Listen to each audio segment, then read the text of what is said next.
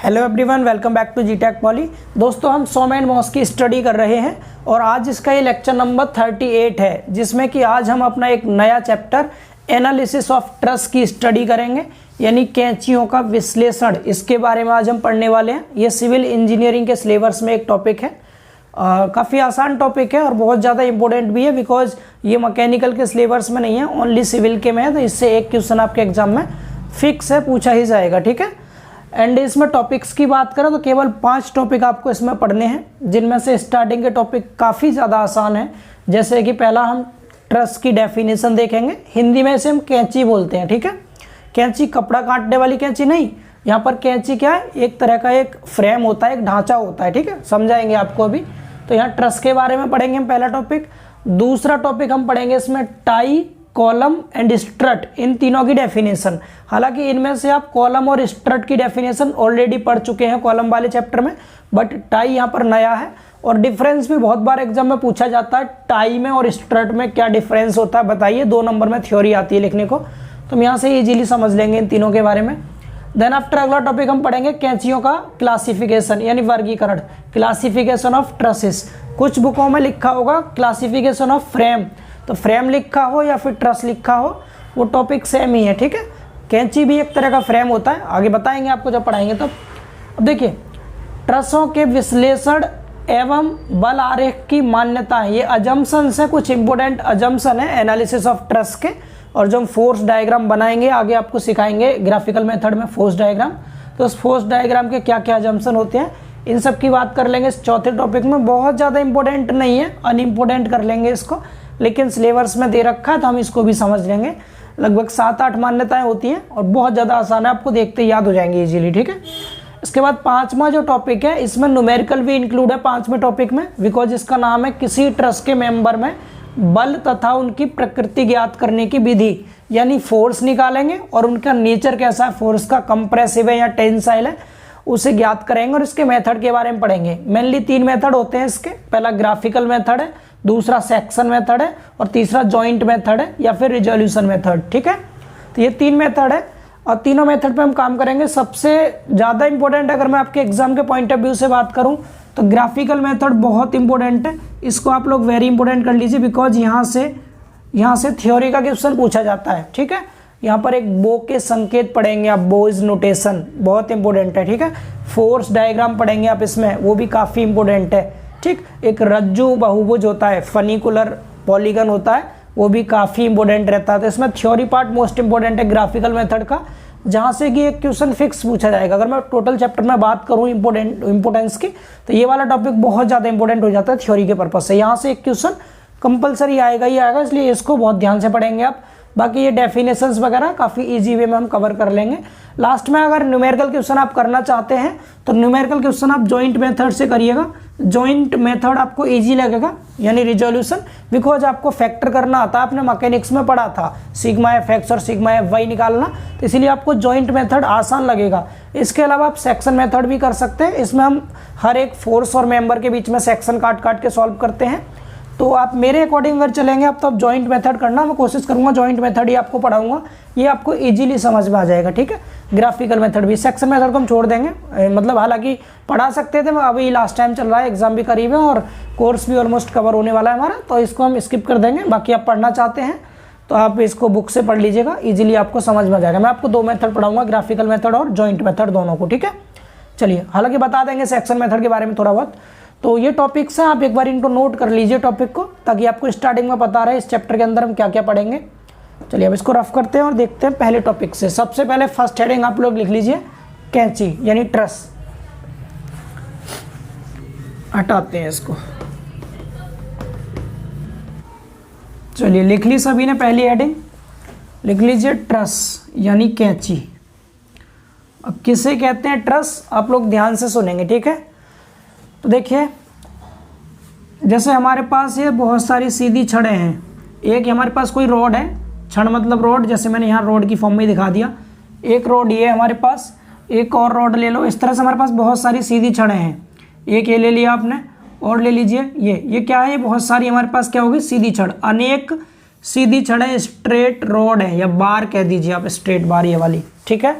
अब हम करते क्या है, आप सभी ने टावर देखा है, एक एग्जांपल को माइंड में रख के चलेंगे हम। आपने टावर देखा सभी ने, जो वोडाफोन आइडिया ये सब टावर लगे होते हैं, तो टावर की स्ट्रक्चर देखिए काफ़ी बड़ी होती है। और कैसी होती है वो ट्रेंगुलर शेप में होती है, त्रिभुजाकार होती है, देखा होगा आप सभी ने, ठीक है।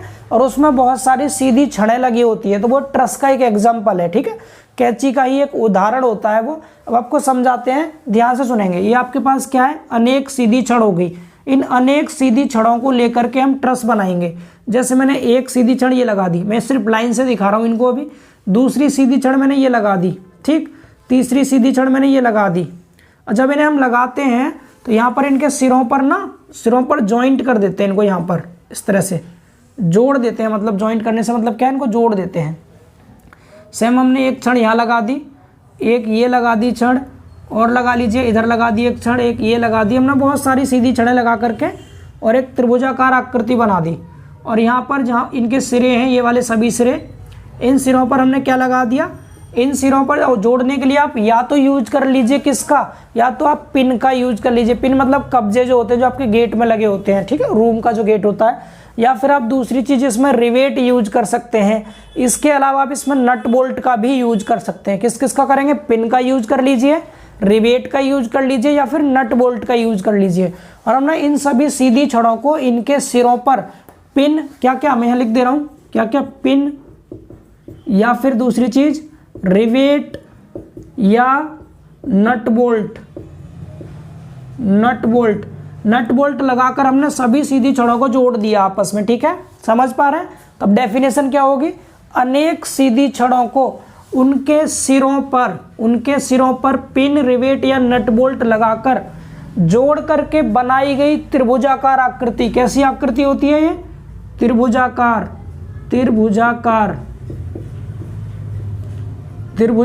आकृति। इंग्लिश में आप ट्रायंगुलर शेप कह सकते हैं, ट्रायंगुलर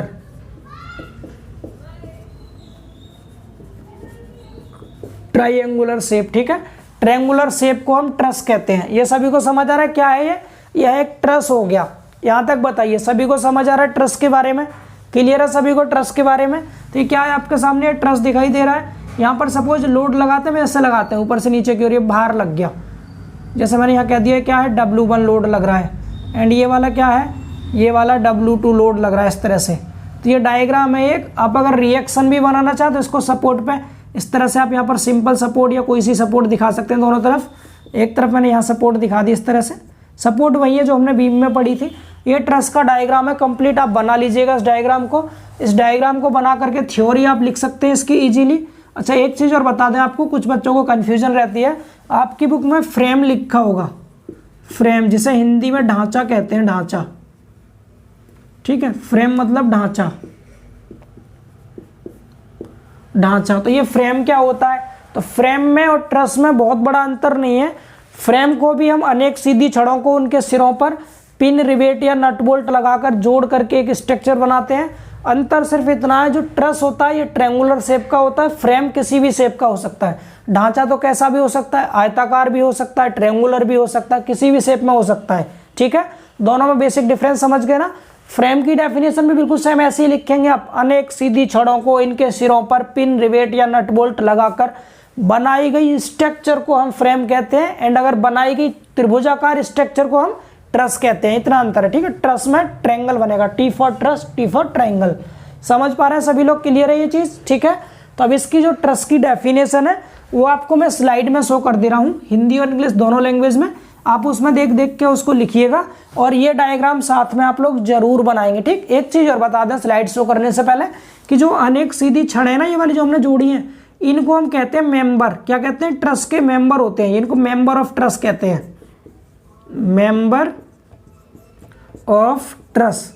हिंदी वाले बच्चे इसको कह सकते हैं कैंची के सदस्य, ठीक है। ये सभी मेंबर हैं ट्रस के।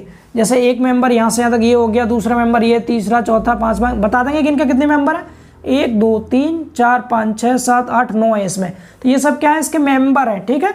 ट्रस में लगाई गई सीधी छड़ों को हम मेंबर कहते हैं। ये चीज़ सभी को समझ आ रही है। तो अब इसकी डेफिनेशन मैं आपको स्लाइड में शो कर रहा हूँ, आप इसको लिख लीजिए, ठीक है। मैं पढ़ देता हूँ साथ साथ। इसमें लिखा है, अनेक सीधी छड़ों को सिरों पर पिनों, कॉमा रिवेटों या नट बोल्टों की सहायता से एक दूसरे के साथ जोड़कर त्रिभुजाकार आकृति में बनाई गई ढांचा यानी संरचना को कैंची कहते हैं। ढांचा या कैंची की प्रत्येक क्षण को हम उसका अवयव यानी मेंबर कहते हैं, मेंबर ऑफ ट्रस यानी अवयव कह सकते हैं हिंदी में से। और इसका यूज कहाँ करते हैं तो देखो इसके एग्जाम्पल दे रखे हैं। इसका यूज फैक्ट्री या फिर बड़े हॉल की छतों में, कॉमा रेलवे पुलों में, हाई वोल्टेज लाइन टावर में अधिकतर होता है। कहने का मतलब क्या है, ट्रस के जो एग्जाम्पल है क्या क्या है, एक तो मैंने आपको बता ही दिया टावर हो गया इसका एग्जाम्पल। दूसरा इन्होंने क्या बता रखा है, रेलवे पुल की जो छत होती है, रेलवे पुल सभी ने देखा है, ठीक है। रेलवे पुल में आपने देखा होगा उसके नीचे अगर आप देखेंगे तो स्टील की बहुत सारी सीधी छड़ें लगा करके त्रिभुजाकार आकृति बनी होती है, ठीक। एंड जो आपकी फैक्ट्रियां होती हैं, फैक्ट्रियों में देखेंगे आप बहुत बड़ी बड़ी फैक्ट्री होती है जिनमें स्ट्रक्चर बनी होती है, जिन पर टीन पड़ी होती है। उस टीन के नीचे अगर आप देखेंगे ना तो आपको बहुत सारी सीधी छड़ों को ट्रायंगुलर शेप में लगा रखा होगा, तो वो भी क्या ट्रस होता है। समझ पा रहे हैं सभी, तो ये ट्रस के एग्जाम्पल हो गए, ठीक है। 2-3 लिख दीजिएगा आप। एक तो लिख दीजिएगा क्या, रेलवे ब्रिज हो गया आपका, ठीक है। दूसरा लिख दीजिएगा आप टावर हो गया, ठीक। और फैक्ट्री की छतें होती है उसे लिख दीजिएगा। ये सब इसके एग्जाम्पल हैं, ठीक है ना। समझ के सभी लोग, हिंदी इंग्लिश दोनों लैंग्वेज में लिख लेंगे इजीली डेफिनेशन। अब ट्रस की डेफिनेशन तो हम पढ़ चुके। अब ट्रस की डेफिनेशन के बाद दूसरा टॉपिक हमने आपको बताया था, क्या पढ़ेंगे हम, तान। यानी तान क्या, तान छड़ होती है पूरी, अगर मैं पूरी बात करूं तो तान छड़। टाई रॉड क्या होती है, टाई रॉड, ठीक है। इस टाई रॉड की डेफिनेशन देखिए किसे कहते हैं। इसी में मैं आपको 3 डेफिनेशन समझाऊंगा, टाई रॉड की भी, कॉलम की भी, स्ट्रट की भी। हालांकि कॉलम एंड स्ट्रट आप ऑलरेडी सीख चुके हैं, लेकिन मैं आपको यहाँ भी बताऊंगा। सबसे पहले इसे डायग्राम को बना लीजिए आप एक बारी, इस डायग्राम को सभी लोग बना लीजिए, ठीक है। चलिए अब मैं समझाता हूँ, इसको ध्यान से सुनेंगे। अब टाई रॉड किसे कहते हैं। अब ये जो ट्रस है, इस ट्रस के जो मेंबर है ना, ये वाले, ये मेंबर सभी दिखाई दे रहे हैं आपको। इन मेंबर में फोर्स उत्पन्न होंगे, क्या, फोर्स, बल उत्पन्न होंगे। और इसमें 2 तरह के बल उत्पन्न होंगे। एक तो होगा टेंसाइल फोर्स उत्पन्न, कौन सा फोर्स, टेंसाइल फोर्स, जिसको हिंदी में हम तनाव बल कहते हैं, तनाव बल। और दूसरा उत्पन्न होगा कंप्रेसिव फोर्स, ठीक है, कंप्रेसिव फोर्स यानी संपीड़न बल, संपीड़न बल। मैं एक इसको टाई रॉड को, दूसरे टॉपिक का फर्स्ट पॉइंट, टाई रॉड को, और दूसरी चीज कॉलम को हिंदी में स्तंभ कहते हैं, कॉलम एंड तीसरा स्ट्रट। मैं तीनों को एक साथ समझाता हूं, ध्यान से सुनेंगे, ठीक है। स्ट्रट, ये छोटी छोटी डेफिनेशन से आपको इजीली याद हो जाएंगी और ये पूछ ली जाती हैं कि 1-2 नंबर में। मैंने क्या बताया, मैंने बताया जब किसी भी ट्रस के ऊपर कोई भी लोड आता है ऊपर से, तो जो इसके मेंबर है ना, इन मेंबर में 2 तरह के फोर्स उत्पन्न होंगे, केवल 2 उत्पन्न होंगे। एक तो टेंसाइल फोर्स, दूसरा कंप्रेसिव फोर्स, तनाव बल और संपीड़न बल, ठीक है। तो ये जो मेंबर है, आपको बताया था मेंबर क्या, ये सीधी रॉड है ना, स्ट्रेट रॉड है। ये रॉड कह दो या बार कह दो, सीधी छड़ है। अब जो देखो टाई रॉड और स्ट्रट, इसकी डेफिनेशन बिल्कुल सिंपल है। क्या, टाई रॉड तो T for tie, T for tension, समझ पा रहे हैं। टी से टाई बन रहा है, टी से टेंशन, या तान लिखा है या तनाव लिखा है, एक ही मतलब है। तो ऐसी सीधी छड़ें किसी भी ट्रस के ऐसे मेंबर जिनमें टेंसाइल फोर्स उत्पन्न होता है, क्या उत्पन्न होता है, जिनमें टेंसाइल फोर्स उत्पन्न होता है, उन्हें हम टाई रॉड कहते हैं। टाई रॉड सीधी छड़ है, तान छड़, तो तान यानी टाई क्या होता है, टाई एक रॉड होती है, टाई छड़ है, ठीक है, जिसमें क्या उत्पन्न होता है, टेंसाइल फोर्स उत्पन्न होता है, उसे टाई रॉड कहेंगे। दूसरा कॉलम क्या होगा, कॉलम में और स्ट्रट में, इन दोनों में कंप्रेसिव फोर्स उत्पन्न होता है। दोनों में क्या होता है, कंप्रेसिव फोर्स उत्पन्न होता है। तो कॉलम की डेफिनेशन और स्ट्रट की डेफिनेशन में क्या डिफरेंस रह गया, फिर इसमें भी कंप्रेसिव फोर्स है, इसमें भी कंप्रेसिव फोर्स है। इन दोनों में डिफरेंस ये है, जो कॉलम होता है ये ऑलवेज टाइम वर्टिकल होगा, हमेशा सदैव कैसा होता है, ये वर्टिकल होता है, वर्टिकल, ऊर्ध्वाधर, ठीक है। एंड जो स्ट्रट होता है वो वर्टिकल को छोड़कर किसी भी स्थिति में हो सकता है, हॉरिजॉन्टल हो सकता है, इंक्लाइंड हो सकता है, ठीक है, यानी क्षैतिज हो सकता है, किसी नत समतल पर झुका हुआ हो सकता है, इतना अंतर है। तो समझ पा रहे हैं सभी लोग, कॉलम के बारे में सभी को क्लियर है चीजें, ठीक है। कॉलम के बारे में सभी को समझ आ रहा है। कॉलम कैसा होता है, वर्टिकल होता है। अब यहाँ से आप लोगों को क्या समझ आ रहा है, ध्यान से सुनेंगे, ठीक है, सुनिएगा ध्यान से। टाई रॉड की आपसे डेफिनेशन पूछा, आप क्या बोलेंगे, किसी भी ट्रस के वह मेंबर या किसी भी ट्रस में लगी हुई वह छड़ें जिन पर टेंसाइल फोर्स उत्पन्न होता है टाई रॉड कहलाती हैं। दूसरा, अगर आपसे कॉलम एंड स्ट्रट की डेफिनेशन पूछे तो कॉलम में लिखेंगे, कॉलम किसी भी स्ट्रक्चर के वे वर्टिकल मेंबर होते हैं जिन पर कंप्रेसिव फोर्स कार्य करता है, ठीक है, कॉलम कहलाते हैं। एंड यह केवल ऊर्ध्वाधर स्थिति में होते हैं, ओनली वर्टिकल होते हैं। स्ट्रट की डेफिनेशन क्या लिखेंगे, स्ट्रट किसी भी स्ट्रक्चर के वह मेंबर होते हैं जो वर्टिकल को छोड़कर अन्य किसी भी स्थिति में हो सकते हैं एंड इन पर भी कंप्रेसिव फोर्स कार्य करता है। उम्मीद है आप लोग अब लिख पाएंगे तीनों की डेफिनेशन। तो इन तीनों की डेफिनेशन मैं आपको स्लाइड में शो कर दे रहा हूँ, आप उसमें देख के लिख लीजिए, ठीक है। पढ़ देता हूँ मैं एक बार आपके साथ साथ क्या क्या है। टाई रॉड की देखिए, जब किसी मेंबर पर तनाव बल लगता है तो उस सदस्य को हम तान कहते हैं, टाई कहते हैं, अर्थात प्रत्येक तान छड़ में खिंचाव, प्रत्येक तान जो होता है वो खिंचाव में होती है, यानी पुल करते हैं उसको, ठीक। कॉलम की डेफिनेशन, किसी ट्रस का वह सदस्य जो ऊर्ध्वाधर स्थिति में होता है, वर्टिकल होता है तथा उस पर सदैव क्या लगता है, एक्सियल कंप्रेसिव लोड या एसेंट्रिक लोड कार्य करता है, कॉलम कहलाता है। तीसरा, स्ट्रट की डेफिनेशन, किसी ट्रस का वह सदस्य जो ऊर्ध्वाधर स्थिति में न होकर अन्य किसी भी स्थिति में होता है एवं उस पर कार्य करने वाले भार केवल अक्षीय संपीड़न भार होते हैं, स्ट्रट कहलाता है। अगर मैं यहाँ पर बात करूँ, ये जो आपको दिखाई दे रहा है डायग्राम, इसमें सब कुछ है, इसमें तीनों चीज़ें हैं। अब ये जब हम यहाँ पर एनालिसिस ऑफ फोर्स करेंगे ना, बलों का विश्लेषण, तब पता करेंगे किस रॉड में टेंसाइल फोर्स उत्पन्न हो रहा है, किस में कंप्रेसिव। तो जिसमें टेंसाइल फोर्स होगा इनमें से उसको तो सीधा कह देंगे ये टाई रॉड है, और जिनमें कंप्रेसिव फोर्स होगा उनमें स्थिति को देख करके बताएंगे कि आपका कॉलम है या स्ट्रट है। अगर स्थिति आपकी वर्टिकल हुई, वर्टिकल ये वाली या फिर ये वाला, तो ये मेंबर और ये मेंबर, इनमें से जिसमें भी कंप्रेसिव फोर्स आएगा तो वो कॉलम हो जाएंगे। दोनों में कंप्रेसिव फोर्स आया तो दोनों कॉलम हो जाएंगे। बाकी जो दिखाई दे रहे हैं अदर कंडीशन में आपको, जिनमें टेंसाइल फोर्स आएगा वो टाई रॉड और जिनमें कंप्रेसिव आएगा वो स्ट्रट। और ऐसा नहीं है कि टाई रॉड वर्टिकल नहीं हो सकती, टाई रॉड वर्टिकल भी हो सकती है, कैसी भी हो सकती है, बस इनमें टेंसाइल फोर्स आना चाहिए। मगर कॉलम एंड स्ट्रट में कंप्रेसिव फोर्स आएगा और कॉलम केवल वर्टिकल होंगे, स्ट्रट किसी भी स्थिति में हो सकता है वर्टिकल को छोड़ करके। उम्मीद है समझ पाए होंगे सभी। तो अब इसको हटाते हैं हम, अब चलते हैं अपने तीसरे टॉपिक की ओर, ठीक है। चलिए रब करते हैं इसको, चलिए समझते हैं तीसरा टॉपिक, क्लासिफिकेशन ऑफ ट्रसेस या फिर फ्रेम्स, यानी कैंचियों या फिर ढांचों का वर्गीकरण। क्लासिफिकेशन करेंगे ट्रस का हम यहाँ पर कि ट्रस कितने टाइप के होते हैं। बहुत ध्यान से समझना, यहाँ से भी क्वेश्चन आपका बन सकता है, थ्योरी का इंपॉर्टेंट पार्ट है ये, ठीक है, लेकिन बहुत ज़्यादा ईजी है। मेनली जो ट्रस होते हैं दो ही टाइप के होते हैं, एक तो परफेक्ट ट्रस होता है, दूसरा इम्परफेक्ट ट्रस होता है, ठीक है। अब ट्रस और फ्रेम यहाँ पर एक ही चीज़ माना गया दोनों को, इसलिए मैं ट्रस बोलूँ तो फ्रेम भी समझे और ट्रस भी समझे, ठीक है, दोनों ही चीज़ें। एग्जाम में फ्रेम का क्लासिफिकेशन कहेगा तब भी यही लिख के आना है, ट्रस का कहेगा तब भी यही लिख के आना है। तो ट्रस दो टाइप की होती है, कौन कौन सी, एक होती है परफेक्ट, दूसरा होता है इम्परफेक्ट। समझ पा रहे हैं, परफेक्ट ट्रस और इम्परफेक्ट ट्रस। पहले इन दोनों को समझेंगे, फिर इसके अंतर्गत दो आते हैं, इन दोनों को भी समझेंगे, ठीक है। अब ध्यान से सुनिएगा, जैसे हमारे पास ये कोई ट्रस है, ये कोई भी ट्रस हमने यहाँ बना दिया लाइक डेट, ये कोई ट्रस है, ये भी त्रिभुजाकार शेप बनी हुई है, मतलब ट्रस है ये, ठीक है। सपोज यहाँ दोनों तरफ सपोर्ट लगी हुई है, इस पे इधर भी एंड इधर भी, यहाँ पर भी। इस पर आपने ऊपर से कोई भी लोड लगाए इस तरह से, मान लो ये W1 लोड लगाया और ये W2 लोड लगाया, ठीक है। तो अब ध्यान से सुनेंगे डेफिनेशन क्या है। यानी मेन तो ट्रस दो टाइप की हो गई, परफेक्ट ट्रस और इम्परफेक्ट ट्रस, पूर्ण कैंची और अपूर्ण कैंची। अब पूर्ण अपूर्ण नाम से ही पता चल रहा है, परफेक्ट मतलब ऐसी कोई भी ट्रस जो परफेक्ट हो, जो परफेक्ट हो किसके लिए परफेक्ट हो, लोड को सहने के लिए परफेक्ट हो। यानी उसमें जो मेंबर्स हैं, यहाँ पर मेंबर दिख रहे हैं ना आपको, कितने मेंबर हैं, एक ये जॉइंट है बीच में सब, ये सब यहाँ पर क्या है, जॉइंट है सभी, और दो जॉइंट के बीच में एक मेंबर होता है, ठीक है।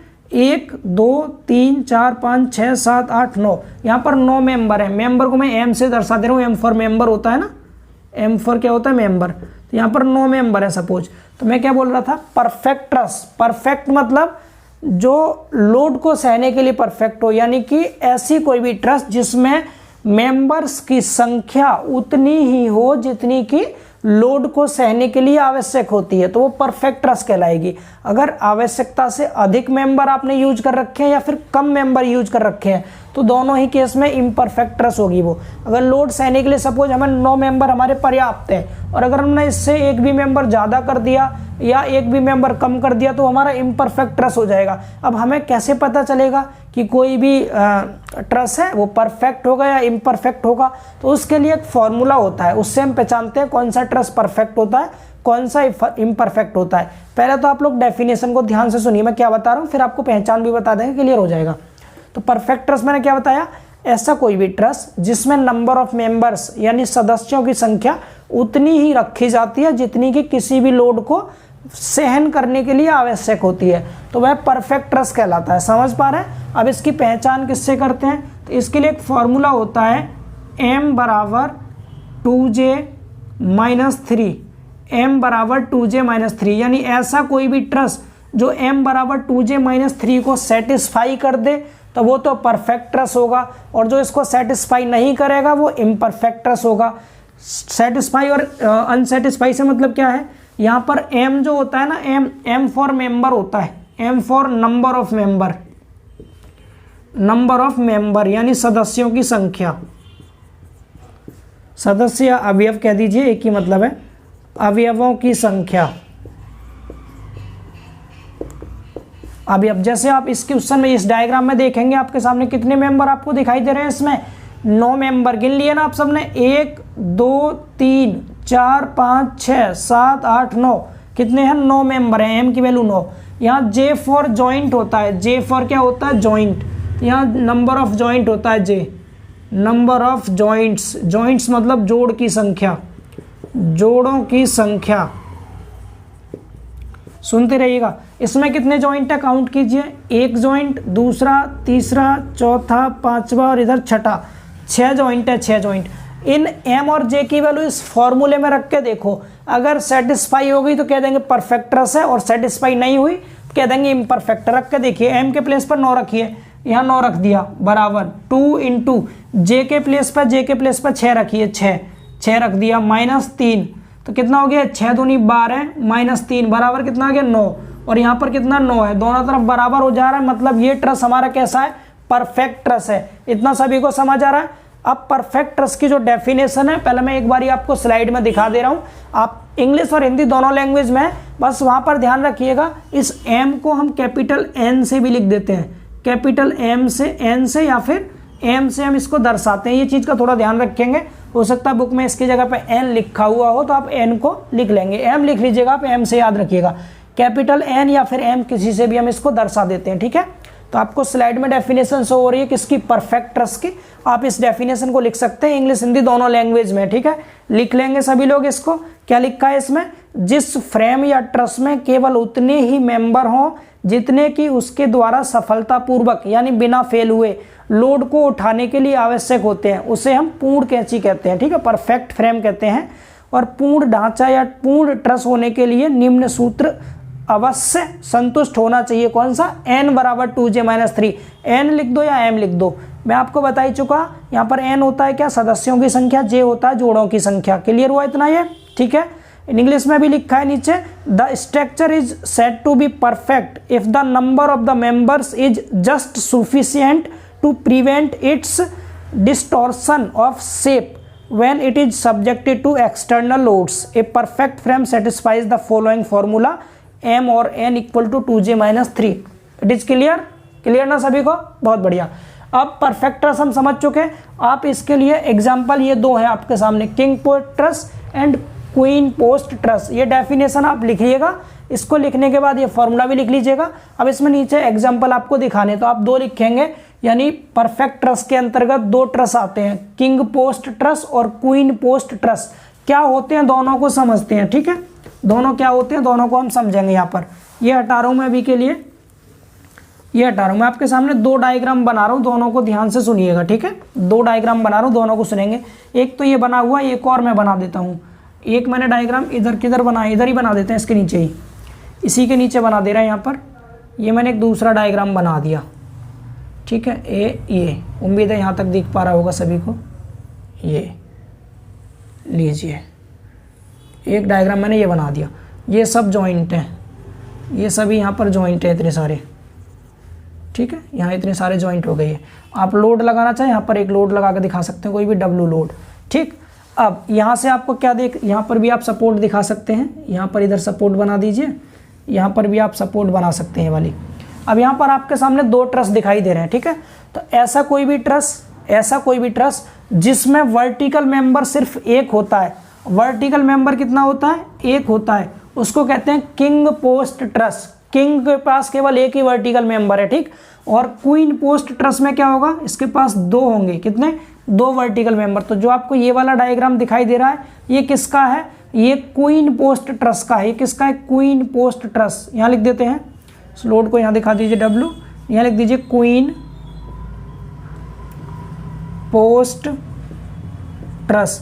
ये किसका है डायग्राम, ये क्वीन पोस्ट ट्रस का डायग्राम है। पहचान लेंगे सभी, हिंदी में इसको मादा खंबा कैंची कहते हैं, ठीक है। आप इसको भी सेटिस्फाई करके देख सकते हैं इस फॉर्मूले से, एंड ये जो मैंने बनाया है इसको भी आप इस फॉर्मूले से ही सेटिस्फाई करके देखेंगे, क्योंकि किंग पोस्ट ट्रस और क्वीन पोस्ट ट्रस दोनों ही परफेक्ट ट्रस के अंतर्गत आते हैं। डेफिनेशन कितनी सी है, सिर्फ इतनी सी डेफिनेशन है। किंग पोस्ट ट्रस एक ऐसी परफेक्ट ट्रस होती है जिसमें वर्टिकल मेंबर सिर्फ एक होता है, उसे किंग पोस्ट ट्रस कहते हैं।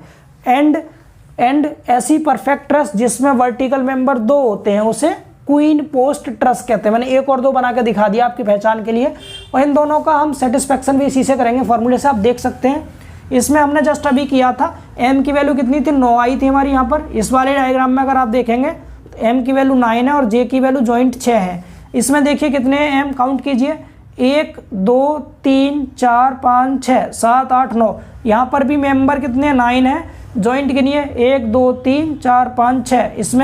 इसमें भी जॉइंट 6 है, तो सेम है बिल्कुल। m और j की वैल्यू इसमें भी यहाँ पुट करेंगे, सेटिस्फाई कर जाएगा। आप रख के देख लीजिएगा। तो उम्मीद है आप किंग पोस्ट ट्रस और क्वीन पोस्ट ट्रस भी समझ पाए होंगे, ठीक है। तो ये दोनों भी इसी के अंतर्गत आते हैं, इसलिए इसकी पहचान भी हम इसी से करेंगे, ठीक है। बस अंतर कितना है दोनों में, इसमें किंग पोस्ट वाले में इसका नाम लिख दीजिए यहाँ पर किंग पोस्ट ट्रस, ठीक है, जिसमें केवल एक वर्टिकल मेंबर हो, किंग पोस्ट ट्रस। जिसमें 2 वर्टिकल मेंबर हो, क्वीन पोस्ट ट्रस। लिख लेंगे इसको भी। तो मैं इन दोनों की डेफिनेशन भी आपको स्लाइड में शो कर रहा हूँ, इसमें देख देख करके प्लीज करके आप लोग जरूर लिखें इसको। एक ही जगह दोनों डेफिनेशन लिखी हुई हैं, ठीक है। तो लिख लेंगे, इसमें लिखा हुआ है जिस कैंची के मध्य में कोई एक वर्टिकल मेंबर होता है उस ट्रस को हम नर खंबा कैंची कहते हैं, यानी किंग पोस्ट ट्रस कहते हैं। एंड जिस ट्रस में 2 वर्टिकल टाई सदस्य होते हैं, यानी तान सदस्य होते हैं, ओनली मेंबर लिख सकते हैं आप, 2 मेंबर होते हैं, उसे हम क्या कहते हैं, उसे मादा खंबा कैंची यानी क्वीन पोस्ट ट्रस कहते हैं। दोनों प्रकार की ट्रस आपको चित्र में दर्शाई गई हैं। आप यहाँ से इनका डायग्राम बना सकते हैं, ठीक है ना। कर लेंगे, उम्मीद है आप लोगों को समझ आया होगा परफेक्ट ट्रस और किंग पोस्ट ट्रस और क्वीन पोस्ट ट्रस। अब आते हैं हम इम्परफेक्ट की ओर। आप इन दोनों डायग्राम का एक बार स्क्रीनशॉट ले लीजिए, जिससे कि आपको चीज़ें क्लियर हो जाएं, ठीक है। बहुत बढ़िया, चलिए हटाएं इनको। अब देखिए, अब चलते हैं इम्परफेक्ट ट्रस की ओर। इम्परफेक्ट ट्रस क्या होते हैं, समझ आ रहा है ना। इंटरेस्टिंग चैप्टर और काफ़ी आसान भी है। इम्परफेक्ट में आपको अभी अभी मैंने बताया ही था, क्या इम्परफेक्ट ट्रस कह दो आप, या फिर कोई भी फ्रेम कह दो। तो फ्रेम या ट्रस मैं बना सकता हूँ, जैसे मैंने यहाँ पर बना दिया, एक एग्जाम्पल बना दिया, ये वाला, ये मैंने ये कोई एक ट्रस बना रखी है सेम ये, ठीक है।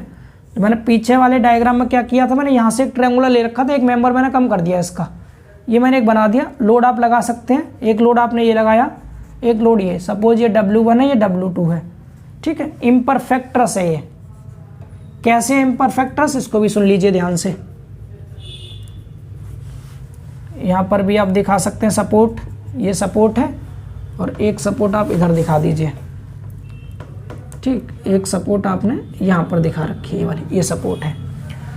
अब ये एक ट्रस आपके सामने, इम्परफेक्ट ट्रस। सबसे पहली चीज, इम्परफेक्ट ट्रस नाम से पता चल रहा है, इम्परफेक्ट यानी अपूर्ण। अपूर्ण का मतलब किसी भी लोड को सहने के लिए जितने नंबर ऑफ मेंबर्स की आवश्यकता हो उतने मेंबर नहीं होंगे, या तो उससे ज़्यादा होंगे या फिर उससे कम होंगे। तो ऐसी कैंची को हम इम्परफेक्ट ट्रस कहते हैं, ठीक है।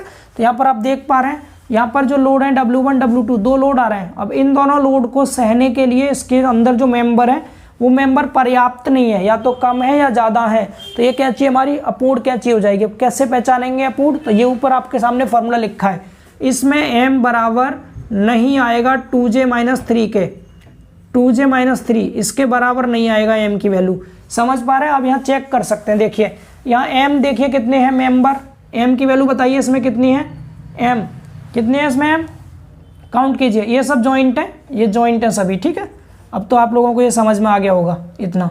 कितने हैं, 1 2 3 4 5 6 7 8, m की वैल्यू 8 और j की वैल्यू जॉइंट कितने हैं, 1 2 3 4 5 6, j 6 है। यहाँ पर रखिए, इसमें 2j-3 निकालिए, पहले वैल्यू निकालो 2j-3 की वैल्यू कितनी आएगी, 2 इंटू जे की जगह पर 8 रखा -3, ठीक है 8 रखा, सॉरी जे की जगह पर 6 रखा, 6 तो 6 दूनी 12 में 3 का 9 बचेगा। क्या इसकी वैल्यू m के बराबर आ रही है, नहीं आ रही, ठीक है नहीं आ रहा, इक्वल है। 2j-3 की वैल्यू इतनी है और m की वैल्यू 8 है, तो ये दोनों इक्वल नहीं है आपस में, यानी m बराबर 2j-3 नहीं आया तो हम क्या कह देंगे, यह एक इम्परफेक्ट ट्रस है, अपूर्ण कैंची है। समझ पा रहे हैं सभी लोग, क्लियर है ये? तो डेफिनेशन इसकी लिख लेंगे आप लोग, ठीक है। इस डायग्राम को बना लीजिएगा, इसके अलावा मैं आपको इन दोनों में डायग्राम बनवा रहा हूँ, उन्हें बनाइएगा। फिलहाल इसकी डेफिनेशन लिखो पहले। इम्परफेक्ट ट्रस या फ्रेम की डेफिनेशन स्लाइड में देख के लिख लीजिए। जिस ढांचे या ट्रस में उसके मेंबर्स की संख्या उसे स्थायी संतुलन में रखने के लिए आवश्यक सदस्यों या अवयवों की संख्या से कम या अधिक होती है, तो उसे हम अपूर्ण ढांचा या ट्रस कहते हैं। और ये दो प्रकार के होते हैं, कौन कौन से, डिफिशिएंट फ्रेम और ट्रस, और ये रिडंडेंट फ्रेम और ट्रस, ठीक है। अब समझते हैं दोनों को, ध्यान से सुनिएगा, ठीक है। अब यहाँ पर क्या है, डिफिशिएंट मतलब कमी हो रही है, यानी अभाव, अभाव मतलब कमी, डिफिशिएंट मतलब कमी। तो ऐसी कोई भी ट्रस जिसमें लोड को सहने के लिए जितने मेंबर्स की जरूरत होगी उससे कम मेंबर्स होंगे, क्या होंगे इसमें, कम होंगे मेंबर्स। तो कम होंगे तो इसके लिए फॉर्मूला क्या बन जाएगा, कम वाला है तो m की वैल्यू कम रहेगी किससे, 2j-3 से। तो ये क्या हो जाएगी आपकी, ये आपकी डिफिशिएंट फ्रेम या ट्रस हो जाएगा। जैसे आपके सामने ये वाला एग्जांपल दिखाई दे रहा है, इसमें m की वैल्यू कितनी है, m आपने देखा था 8 आया है और j की वैल्यू आपने देखी 6 है। आप इसमें अगर इस फॉर्मूले में रखेंगे तो m की वैल्यू तो 8 है और 2j-3 हमने जस्ट अभी निकाला था, 2 इंटू 6-3 डेट मीन्स ये 9 आ रहा है, यानी 2j-3 की वैल्यू 9 आ रही है और जबकि इसकी वैल्यू कितनी थी 8। तो m की वैल्यू 2j-3 से कम है, इस क्वेश्चन में कम है ना, तो हम क्या कह देंगे, यह किसका एग्जांपल है, डिफिशिएंट फ्रेम, ठीक है। ये इम्परफेक्ट का डिफिशिएंट फ्रेम है।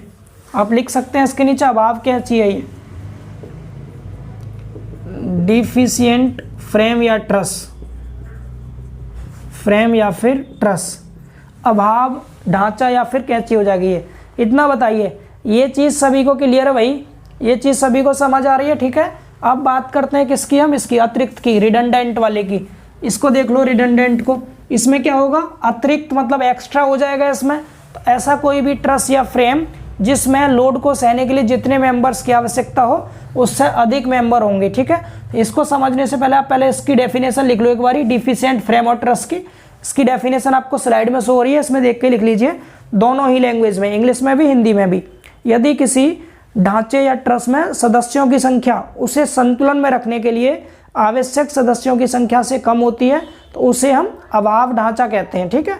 इस प्रकार के ढांचे में n का मान, n कह दो या m कह दो, इसका मान 2j-3 से कम होता है। अभाव ढांचे पर भार लगाने से उसके आकार में परिवर्तन हो जाता है, यानी ये फेल हो जाती है। आपको चित्र में दिखाया गया है, इंग्लिश में भी लिखा है, a structure is said to be imperfect if the number of member is less than that required for a perfect frame, so it will be as per m और n less than 2j-3 condition, ठीक है। समझ गए सभी लोग, easy है बिल्कुल। मैं साथ साथ आपको स्लाइड में इसलिए शो कर रहा हूँ, हमारा टाइम बच सके, या मैं समझा ही रहा हूँ सामने आपको। अगला है हमारा कौन सा, अतिरिक्त कैंची। अतिरिक्त की डेफिनेशन आप खुद बता सकते हैं। अब इसको तो बना लीजिए आप लोग डिफिशिएंट में, इसको खींच लीजिए डायग्राम को, ठीक है, हटा रहे हैं इसको हम। अब बात करते हैं किसके, हम अतिरिक्त कैंची के डायग्राम की। मैंने तीनों के डायग्राम दिखा दिया आपको, किंग पोस्ट का बन गया, क्वीन पोस्ट का बन गया, डिफिशिएंट का बन गया, जो इम्परफेक्ट का एग्जांपल है। अब इसको देखिए, मैं यहाँ लिख दे रहा हूँ इस चीज़ को, m और 2j-3 इसमें आया था, कम आ गया m की वैल्यू 2j-3 से, और यहाँ पर ज़्यादा आएगी 2j-3 से m की वैल्यू। तो यहाँ पर डेफिनेशन तो साफ क्लियर हो रही होगी आप सबको। डेफिनेशन यहाँ पर क्या हो जाएगी, वह कैंची जिसमें नंबर ऑफ मेंबर्स यानी सदस्यों की संख्या आवश्यकता से अधिक होती है, अतिरिक्त कैंची होती है वो। अब इसका डायग्राम देख लीजिए एक बार, डायग्राम बना देते हैं। डायग्राम, ठीक, छोटा बना रहा है थोड़ा, यहाँ ये सही से बनाइएगा प्लीज़ करके। डायग्राम जरूर बना, चीज़ें आपको आसान लगती हैं, डायग्राम से क्लियर हो जाती हैं, ठीक है।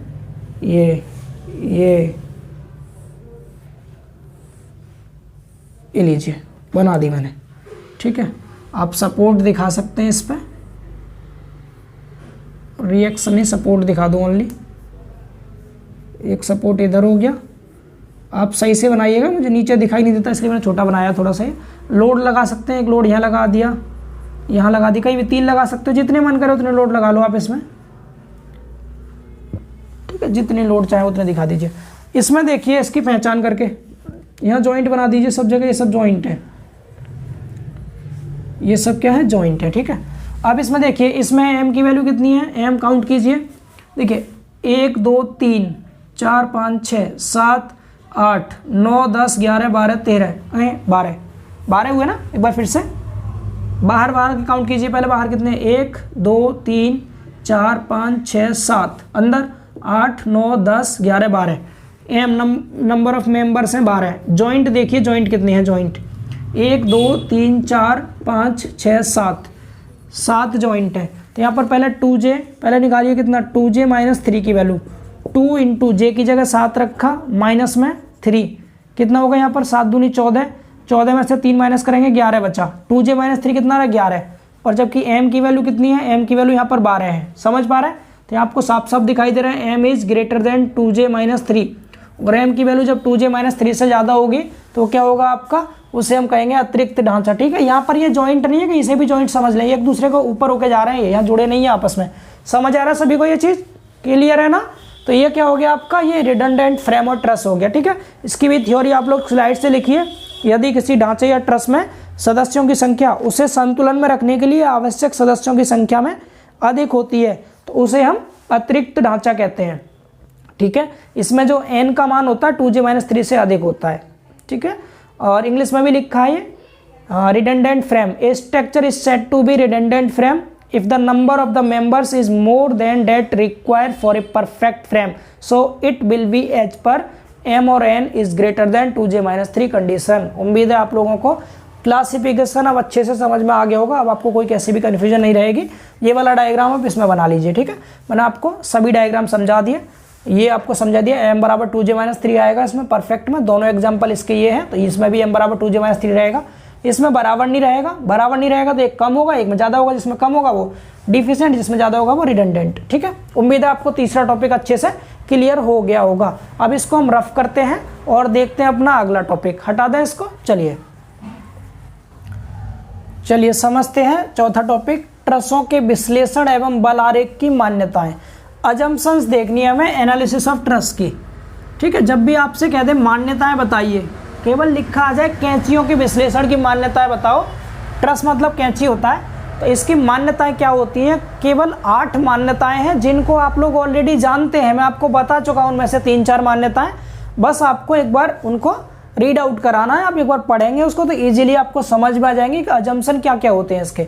मान्यताओं से मतलब क्या है, जो चीज़ें वास्तव में ना हो और मान ली जाती हैं, जैसे कि यहाँ पर आपसे कह देगा, जो हम ट्रस चैप्टर पढ़ रहे हैं ना, इसमें जब न्यूमेरिकल क्वेश्चंस करेंगे तो ट्रस का जो खुद का भार होता है सेल्फ वेट, उसको माना नहीं गया, उसको नगण्य मान लिया गया। मतलब वास्तव में कुछ ना कुछ भार तो होगा ट्रस का, इतनी बड़ी बड़ी स्ट्रक्चर होती है कैंची, जैसे टावर एग्जांपल लिया हमने, फैक्ट्रियों की छतों में जो ट्रस लगी होती है उनका एग्जांपल लिया, तो इन सब में बहुत वेट होता है, लेकिन कैलकुलेशन के लिए हम इनके वेट को नगण्य मान लेते हैं, तो ये भी एक अजम्पशन हो गया।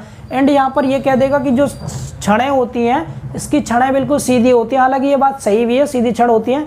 दूसरी मान्यता आपको यहाँ पर ये भी मान ली जाएगी कि इस पर जो लोड आता है ना बाहर, वो केवल जॉइंट पर ही कार्य करेगा। तो क्या ऐसा पॉसिबल है, सिर्फ जॉइंट पर ही लगता है लोड तो मेंबर के बीच में भी आ सकता है, लेकिन हम जॉइंट पर ही मानते हैं। ये सब मान्यताएं हैं, तो लगभग 8 मान्यताएं हैं, एक एक करके हम इन सबको पढ़ेंगे समझेंगे। तो मैं आपको स्लाइड में शो करा दे रहा हूँ, आप लोग रीड करेंगे और समझते चलेंगे, ठीक है।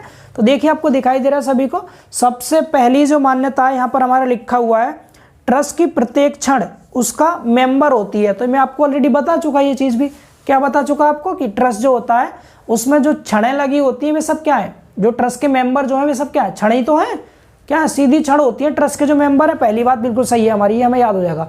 दूसरा क्या है, ट्रस के सभी अवयव रिजिड होते हैं। रिजिड मतलब दृढ़ होंगे, मजबूत होंगे बहुत ज़्यादा, ठीक है। साथ में लिखा है बाह्य बलों के प्रभाव में ट्रस के शेप एंड साइज में कोई चेंजिंग नहीं आएगी। तो मतलब यहाँ पर ये मान लिया गया है, इस तरह की मान्यता मानी गई कि हम ऐसा इतनी मजबूत छड़ लेंगे कि उस पर अगर कोई लोड भी आएगा बाहर से तो उसके कारण इसका शेप एंड साइज में कोई चेंजिंग ना आए, ठीक। अगला क्या है इसमें, अगली मान्यता है ट्रस के सभी सदस्य या फिर अवयव पिन, नट बोल्ट या कब्जे या फिर बेल्ट द्वारा जुड़े होते हैं। ये भी मैं आपको बता चुका स्टार्टिंग में डेफिनेशन में ही। एंड प्रत्येक छड़ चिकने तथा घर्षण रहित होते हैं, मतलब फ्रिक्शन लेस इसको माना गया है जो इसके सिरे होते हैं, ठीक है, सॉरी जॉइंट जो होते हैं। अगला क्या है, चौथा पॉइंट है इसमें, ट्रस में केवल उतने ही मेंबर होते हैं जितने की उसकी स्थिरता यानी स्टेबिलिटी के लिए आवश्यक होते हैं, जितने की उस ट्रस को वो लोड को सहने में सक्षम हो उतनी ही मानते हैं, मतलब परफेक्ट ट्रस मान लिया जाता है हमारी ट्रस को, ठीक है। अगला इसमें ट्रस पर लगने वाले सभी बाह्य बल या भार उनके संबंधित जोड़ पर ही कार्य करते हैं। मैंने आपको बताया इसमें क्या माना गया है कि जो लोड आता है वो जॉइंट पर ही आता है, ऐसा मान लिया गया है। अगला है यहाँ पर, अगला एग्जाम्पल है, इन्हें लिखिए, सॉरी इन्हें पढ़िए। ट्रस के सदस्यों का भार नेग्लिजिबल माना जाता है, यानी ट्रस का जो अपना भार है उसको नगण्य माना जाता है, अन्यथा इन्हें भी जोड़ों पर ही कार्य करता हुआ माना जाता है। या तो नगण्य मान लेंगे या फिर इसका जो खुद का भार है उनको जॉइंट पर डिस्ट्रीब्यूट करके मान लेंगे कि जॉइंट पर कार्य कर रहा है, ठीक। अगला पॉइंट है इसमें, ट्रस पर लगने वाले सभी बल या भार तथा ट्रस के सभी सदस्य एक ही प्लेन में होते हैं, ऐसा माना गया। जितने बल होंगे इसमें और जितने भी रिएक्शंस होंगे, जितने मेंबर्स होंगे, सभी एक ही प्लेन में होंगे, ऐसा मान लिया गया है। और लास्ट है, प्रत्येक जोड़ पर लगे बल संगामी होते हैं, यानी किसी भी जॉइंट पर जितने फोर्स काम करेंगे वे सभी कैसे होंगे, कॉन्करेंट होंगे, संगामी होंगे, जो संतुलन के लिए बंद बहुभुज यानी क्लोज्ड पॉलीगन नियम का पालन करते हैं। तो ये टोटल 8 मान्यताएं हैं। उम्मीद है आप लोग पढ़ करके समझ गए होंगे। एग्जाम में अगर पूछ लिया जाए आपसे तो आप लिख पाएंगे इसको, ठीक है। तो चलिए इसको यहीं रखते हैं, इतना ही आप लोग पढ़ लेंगे इसको। अब देखते हैं अपना अगला टॉपिक, 5वां टॉपिक, जो कि मोस्ट इंपोर्टेंट है। तो उसमें हम 2 मेथड में आपको पढ़ाऊंगा, ग्राफिकल मेथड और जॉइंट मेथड, दोनों को समझेंगे किक करके। तो इसको हटा दें हेडिंग को और नई हेडिंग लिखते हैं। अब चलिए समझते हैं 5वां टॉपिक, जो कि अंतिम टॉपिक है और काफ़ी बड़ा है ये, ठीक है। इसका नाम है किसी ट्रस के मेंबर्स में बल तथा उनका नेचर ज्ञात करना। मतलब कोई भी ट्रस बनाएंगे हम तो उस ट्रस में जो मेंबर्स होंगे उनमें जो फोर्स उत्पन्न होंगे और उन फोर्स का नेचर होगा उसको ज्ञात करना सीखेंगे, ठीक है। तो इसमें हम अलग अलग मेथड्स पढ़ते हैं। सबसे पहला मेथड हम देखेंगे ग्राफिकल मेथड।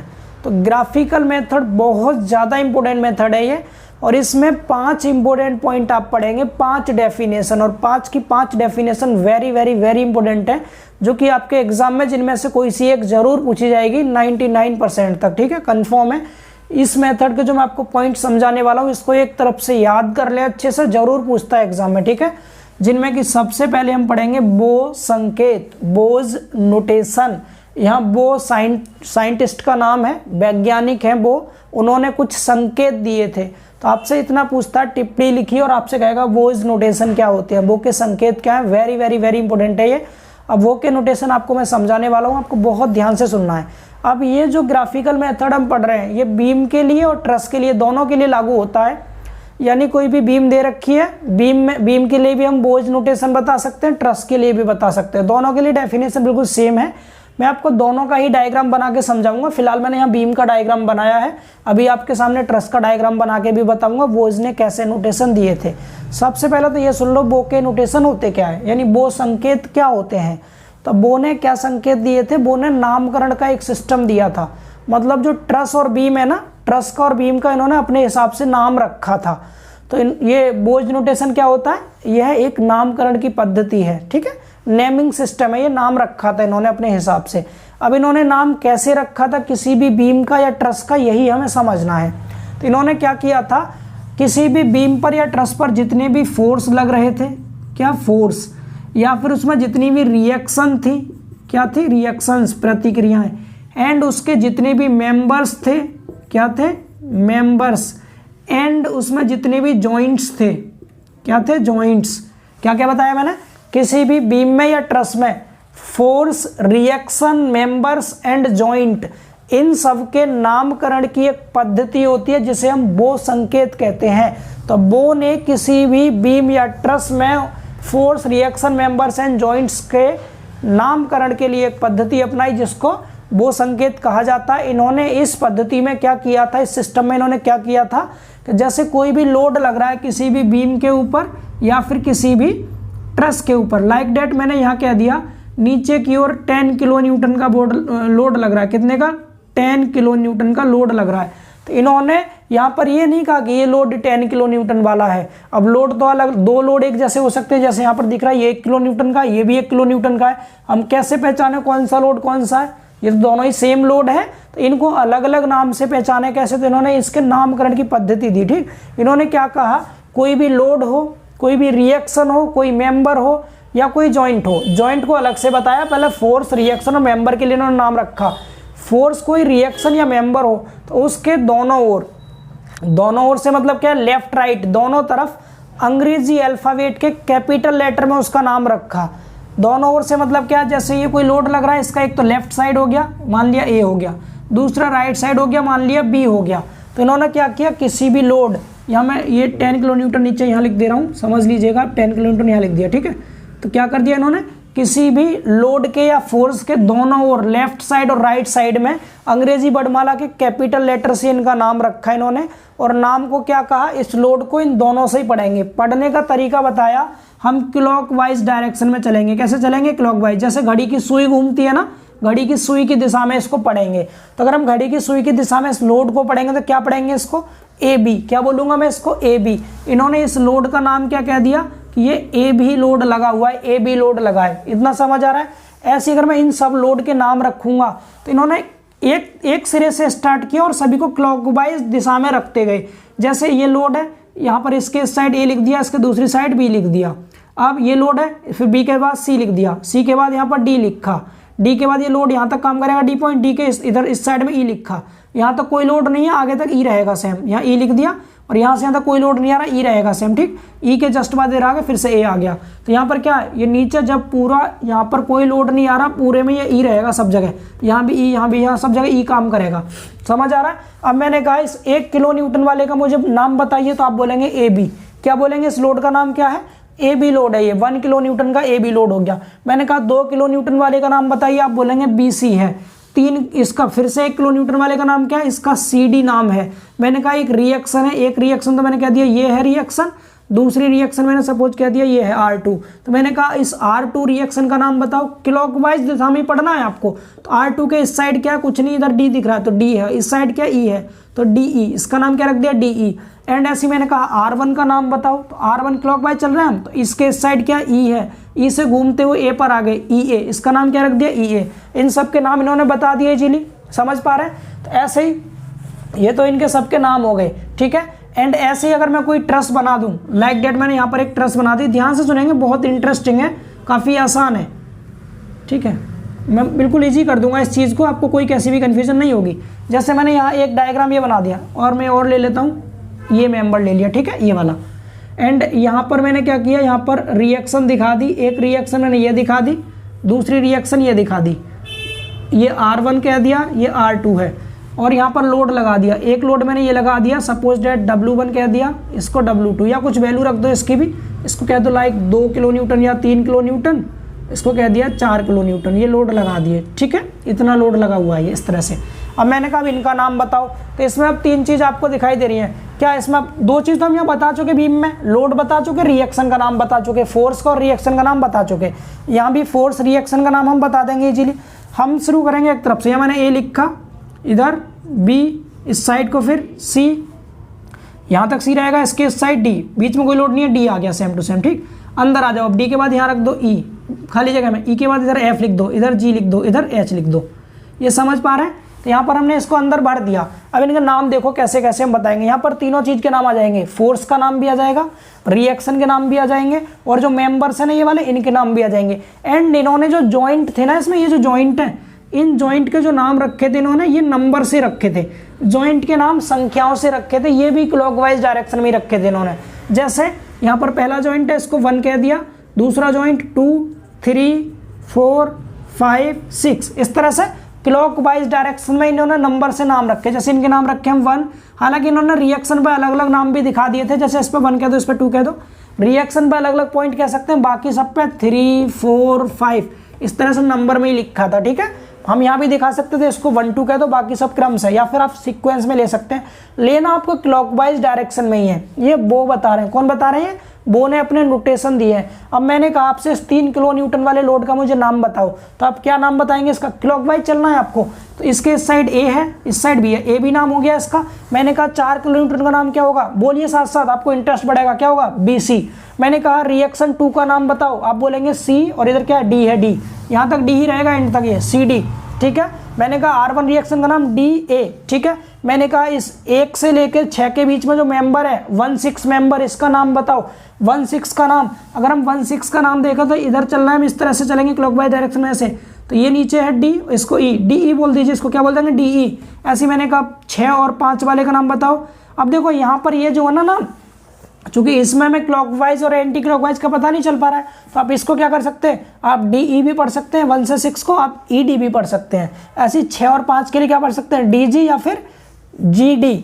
ऐसे इसको 5 और 4 वाले मेंबर का नाम, नीचे तो D है तीनों में, D, और यहाँ पर क्या हो जाएगा, H हो जाएगा। ये चीज़ क्लियर है, सभी को समझ आ रहा है। एंड में अंदर वाले मेंबर पूछे, मैंने कहा 3, 5 वाला जो इसका नाम बताओ, क्लॉकवाइज चल रहे हैं तो GH बोलेंगे। मैंने कहा इस वाले का नाम बताओ, 3 और 6 वाले मेंबर का नाम FG बोल दीजिए। ये 2 और 6 का नाम EF बोल दीजिए, बता देंगे ना। इस मेंबर का नाम 1 और 2 वाले मेंबर का नाम AE बोल देंगे। तो ये सब नाम बताने की पद्धति थी। ठीक है, तो एक बार पहले आप ये डायग्राम जरूर देख लें ध्यान से, और अब मैं आपको स्लाइड में जो शो करने जा रहा हूँ उसको आप ध्यान से पढ़ेंगे, आपको चीज़ें आसान होंगी। ठीक है, पहली चीज़ क्या ध्यान रखना है, बो संकेत, बो नोटेशन क्या होते हैं, बो ने किसी भी बीम के या किसी भी ट्रस के force reaction members and joint के नामकरण की एक पद्धति थी, जिन्होंने इसमें किसी भी लोड के दोनों ओर, बाईं ओर और दाईं ओर, अंग्रेजी वर्णमाला के कैपिटल लेटर को लिखा एंड इनको क्लॉकवाइज दिशा में, घड़ी की सुई की दिशा में रीड करना स्टार्ट किया। इस तरह से इन्होंने इसका नामकरण किया। अब मैं आपको एक स्लाइड दिखा रहा हूँ बोयज नोटेशन की, यहाँ से देख देख के आप इनको लिखेंगे, पहले एक बार पढ़ लेंगे ताकि आपको सेटिस्फेक्शन मिल जाए जो मैंने समझाया है वही स्लाइड में लिखा हुआ है या नहीं। ठीक है, तो इसको नोट रीड कीजिए एक बार, फिर उसके बाद लिख लेना अपने नोट्स में। क्या लिखा है, बो संकेत के अनुसार किसी बल या भार को उसकी क्रिया रेखा के दोनों ओर के स्थानों के नाम देकर अंकित करते हैं। जैसे चित्र में दिखाए गए बल 10 किलो न्यूटन की क्रिया रेखा के बाईं ओर तथा दाईं ओर के स्थान के नाम A और B लिखकर दक्षिणावर्त यानी क्लॉकवाइज के क्रम में नाम पढ़कर उसे AB नाम से पुकारते हैं। यहाँ पर इस छोटे वाले डायग्राम की बात की जो मैंने आपको 10 किलोमीटर लगा के दिखा रखा है AB। ठीक है, क्लॉकवाइज दिशा में इसको हम पढ़ देंगे। इतना सभी समझ पा रहे हैं, नाम से पुकारते हैं एवं अंकित करते हैं। अतः किसी बीम या ट्रस पर लगे बलों के बीच के स्थान के नाम उनके चारों ओर क्लॉकवाइज घूमते हुए लिखते हैं और प्रत्येक बल के क्रिया बिंदु पर तथा ट्रस के प्रत्येक जॉइंट पर क्लॉकवाइज घूमकर ही पढ़ते हैं। इस प्रकार बलों के संकेतन द्वारा नाम लिखना या पढ़ना बो संकेत कहलाता है। ठीक है, बो संकेत कहलाता है। जो नीचे चित्र संख्या 9.7 और 9.8 लिखा है ना, ये मैं आगे समझाऊंगा, हालांकि मैंने यहाँ दिखा रखा है ये वाला, इनको कह सकते हैं आप यहाँ पर अपनी तरफ से लिख सकते हैं इसके बारे में। यहाँ पर यही लिखा है इन्होंने, जैसे पहले इस चित्र की बात कर रहा है बीम वाले की कह रहा है क्या, चित्र के यानी धरन के चित्र 9.7 आ में दिए गए पहले बल 1 किलो न्यूटन, ये 1 किलो न्यूटन का नाम क्या होगा, 1 किलो न्यूटन, इसका नाम बताया बो नोटेशन के आधार पर AB द्वारा। दूसरे बल 2 किलो न्यूटन को क्या बोलेंगे, BC बोलेंगे। तीसरे बल को 1 किलो न्यूटन को हमने CD बोल दिया। फिर D पर जो रिएक्शन है R2 का नाम क्या है, DE नाम है। R1 का नाम क्या है, EA नाम है। तो वही चीज़ इस बीम का जो डायग्राम मैंने दिखाया है ना, इसी को यहाँ समझा रखा है। आगे पढ़ सकते हैं, प्रत्येक बल या प्रतिक्रिया बिंदु पर नाम पढ़ने के लिए क्लॉकवाइज घूमकर ही नाम पढ़ते हैं और बल की क्रिया रेखा के ओर के अक्षर उस बल के नाम में अंकित किए जाते हैं। कहने का मतलब है आप लोग समझ पा रहे होंगे, अपनी खुद की लैंग्वेज में भी आप लिख सकते हैं बोज नोटेशन को। बो ने अब सिंपल सीधा नाम बता दिया कि कोई भी बल हो, रिएक्शन हो या मेंबर हो, यहाँ तक कि जॉइंट हो। ठीक है, इसमें कम दे रखा है, जॉइंट भी आप इंक्लूड कर सकते हैं। तो इनके नामकरण की क्या पद्धति बताई कि हम किसी भी बल के दोनों ओर, दाईं और बाईं ओर, अंग्रेजी वर्णमाला के कैपिटल लेटर लिखते हैं, फिर उनको क्लॉकवाइज दिशा में लिखते जाते हैं और उसी डायरेक्शन में हम पढ़ते हैं। इतना आप लिखाइएगा अपनी खुद की लैंग्वेज में, कोई सा भी जो भी पसंद आ रहा डायग्राम बना के आ जाइएगा, आपका बोयज नोटेशन कंप्लीट हो जाएगा। साथ में ये भी लिख सकते हैं, इन्होंने जॉइंट को नंबर से दर्शाया था 1 2 3 4 इस तरह से, यहाँ भी देख सकते हैं। ठीक है, इतना सभी को क्लियर हुआ, लिख देंगे बोयज नोटेशन के बारे में। ठीक है, चलिए अब बोयज नोटेशन कंप्लीट हुआ तो मैं ये वाले डायग्राम इधर वाले मिटा रहा हूँ। अब दूसरे पॉइंट की ओर मूव करते हैं। इसको हटा दें यहाँ से, चलिए इसको हटाते हैं। अब देखते हैं हम क्या, अब देखेंगे हम स्पेस डायग्राम क्या होता है। दूसरा डायग्राम समझिए आप लोग, स्पेस डायग्राम सुनते रहिए, काफ़ी इंटरेस्टिंग रहेगा। ठीक है, हिंदी में इसको स्थान आरेख कहते हैं, स्थान आरेख।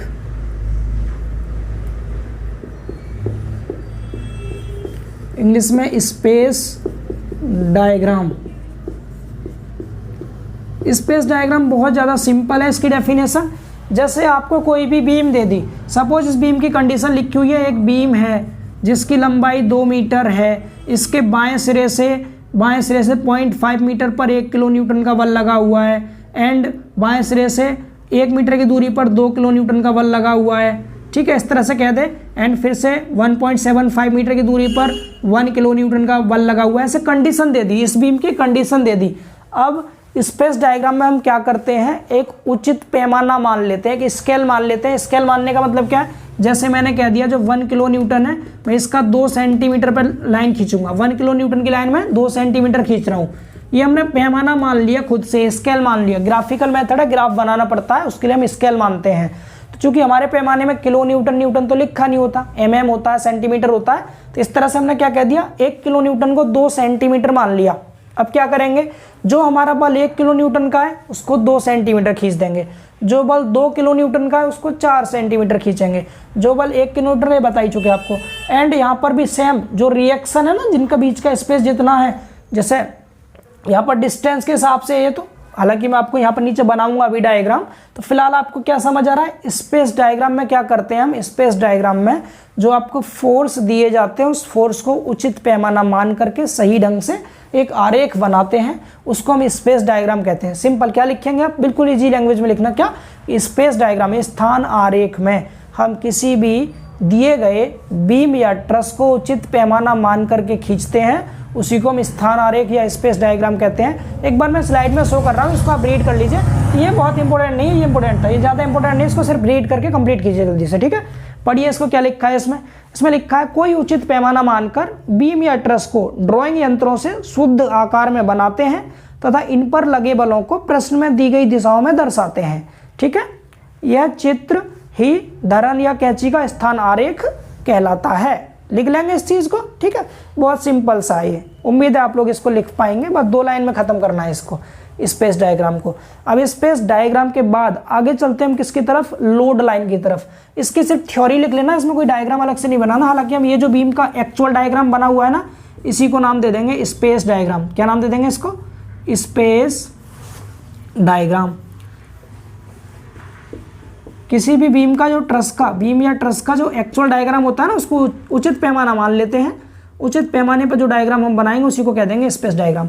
जैसे यहाँ पर जो किलो न्यूटन वाले फोर्स है, मैंने मान लिया 1 किलो न्यूटन का 2 सेंटीमीटर है, 2 किलो न्यूटन हो जाएगा 4, 1 किलो न्यूटन फिर से 2 रहेगा, इनको उसी हिसाब से दर्शाएंगे। देन आफ्टर ये जो दूरियां है ना, जैसे ये 2 मीटर है टोटल, इनको आप सेंटीमीटर के हिसाब से दर्शा सकते हैं। इसको 2 मीटर को आप 2 सेंटीमीटर मान लो, मतलब 1 मीटर को 1 सेंटीमीटर, तो आप स्पेस बीच का गैप जो है उसी हिसाब से बराबर गैप दिखाएंगे। ये एक्चुअल जो डायग्राम बनेगा, उचित पैमाने पर जो डायग्राम बनेगा, जो अपने हिसाब से अंदाजे से नाम बना करके हम एक्चुअल बनाए। जैसे अगर ये 0.75 मीटर है, यहाँ पर 0.5 मीटर कर लीजिएगा। ठीक है, 0.5 ये आधा है, ये 0.5 मीटर है, तो इसका जस्ट डबल यहाँ से यहाँ तक 1 मीटर हो गया। ठीक, तो उसी हिसाब से बनाना है। 0.5 को हम 1 सेंटीमीटर खींचना है, तो इसको 2 सेंटीमीटर खींचना, फिर इसको 3 खींच देना, इसको 4 सेंटीमीटर खींचना। इस तरह से आपको खींचना है एक डायग्राम मान के, ये स्पेस डायग्राम बन जाता है। इतना सभी को समझ आ रहा है, ये चीज़ क्लियर है ना। स्पेस डायग्राम लिख लेंगे। अब इसके बाद आगे चलते हैं हम तीसरे पॉइंट की ओर, जिसे कहते हैं लोड लाइन। इसका बहुत यूज होगा, लोड लाइन। तीसरा समझिए, भार रेखा। भार रेखा समझते चलिए, बस ग्राफ के कुछ पॉइंट है, इनको आप एक बार में याद कर लेंगे तो आपको चीज़ें आसान लगेंगी। लोड लाइन, भार रेखा। अब ये लोड लाइन क्या होती है, यहाँ पर ये जो लोड बने हुए हैं ना ये वाले, इन लोड को हम एक अलग लाइन पे दर्शाते हैं इन्हीं की दिशा में। मैं बोल रहा हूँ फिर से दोबारा सुनिएगा, क्या किसी भी बीम पर या ट्रस पर जो लोड लगे होते हैं उन लोड को उन्हीं की डायरेक्शन में एक उचित पैमाने पर खींचने पर जो लाइन बनती है उसे लोड लाइन कहते हैं। जैसे यहाँ पर कितने लोड लगे हुए हैं आप देख पा रहे होंगे, यहाँ पर 3 लोड लगे हैं आपके सामने। कितने लोड लगे हैं? 3। कौन कौन से? AB, BC, CD। ठीक है, यही 3 तो है, इसको नाम देंगे AB, ये वाला BC, ये वाला CD। तो हम यहाँ एक लोड लाइन खींचेंगे ऐसे करके। सबसे पहले ये जो AB है ना, ये 1 किलो न्यूटन है, तो हम यहाँ अपने से स्केल मान लेंगे। लाइक डेट मैंने 1 किलो न्यूटन को 1 सेंटीमीटर मान लिया। 1 किलो न्यूटन कितना मान लिया? 1 सेंटीमीटर। अपने से कुछ भी पैमाना मान सकते हैं, 2 मानना है 2 मान लीजिए, 1 मानना है 1 मान लीजिए। तो ये जो 1 किलो न्यूटन है, यहाँ पर एक लाइन खींचिए आप। मैं इधर खींच दे रहा हूँ, यहाँ खींच दे रहा हूँ। ठीक है, आपने यहाँ से यहाँ तक मान लिया 1 सेंटीमीटर था ये वाला, कितना? 1 सेंटीमीटर है ये। 1 सेंटीमीटर खींचा यहाँ तक मान लो, या 2 सेंटीमीटर माना है 2 मान लो, मैं 1 मान रहा हूँ अभी के लिए। ठीक, आसान लगेगा। एक पैमाना माना हमने, ये आपको खींच के देख लेना अपनी कॉपी में, बिल्कुल सही आंसर आएगा। यहाँ से रिएक्शन भी निकालना सीखेंगे ग्राफिकल मेथड से आप। तो आपने क्या किया, अब तक सिर्फ आपने बोझ नोटेशन पढ़ लिया, नामकरण की पद्धति होगी। स्पेस डायग्राम आपने सीख लिया। स्पेस डायग्राम में कुछ नहीं है, बस जो बीम का एक्चुअल डायग्राम बनाते हैं उचित पैमाना मान करके बीम या ट्रस का, वो स्पेस डायग्राम हो गया। तीसरा लोड लाइन हम सीख रहे हैं। लोड लाइन में हम क्या करेंगे, जो लोड है ना इनको उचित पैमाना मान के खींचेंगे। सपोज मैंने यहाँ स्केल मान लिया, कितना स्केल मान लिया? 1 किलो न्यूटन को 1 सेंटीमीटर। तो ये जो 1 किलो न्यूटन वाली लाइन है इसको हम 1 सेंटीमीटर पैमाने से नापेंगे या खींच देंगे। इसका नाम AB था ना, तो यहाँ पर स्मॉल AB लिखेंगे। क्या लिखेंगे? Small AB। ठीक है, कैपिटल ना लिख के लोड लाइन पे स्मॉल लेटर में लिखते हैं, पहली चीज। दूसरा 2 किलो न्यूटन लोड है, इसका नाम BC है। तो B से लेके C तक आइए। 2 किलो न्यूटन का मतलब 2 सेंटीमीटर हो जाएगा। 2 किलो न्यूटन मतलब 2 सेंटीमीटर। तो आपको B से और नीचे C तक जाना है, कितना नीचे की ओर है? नीचे जाना है 2 सेंटीमीटर। इसका जस्ट डबल, इसका डबल खींच दीजिए यहाँ पर। ये मान लो ये हो गया डबल, ये यहाँ तक था सिंगल, यहाँ तक मान लो डबल हो गया ये इतना। ठीक है, यहाँ तक इसको नाम दे दो CBC हो गया। ये स्मॉल लेटर में लिखने हैं नाम, आपको ध्यान रखेंगे इस चीज़ का, स्मॉल लेटर में। बोलिए, इतना क्लियर हो रहा है सभी को? ये चीज़ें सभी को समझ आ रही है भाई? ठीक है, इसके बाद फिर से क्या बोला है आगे? फिर से बोला है यहाँ पर आगे 1 किलो न्यूटन का CD। तो C से नीचे की ओर 1 किलो न्यूटन मतलब 1 सेंटीमीटर आ जाएंगे। या C से नीचे आइए 1 सेंटीमीटर, जितना यहाँ से यहाँ तक था, A से B तक सेम उतना ही आएंगे नीचे। यहाँ मान लो यहाँ तक आ गए। ये क्या हो गया? ये हो गया D पॉइंट। उम्मीद है इतना समझ आ रहा होगा। तो ये जो आपको लाइन मिल गई इसी का नाम है लोड लाइन।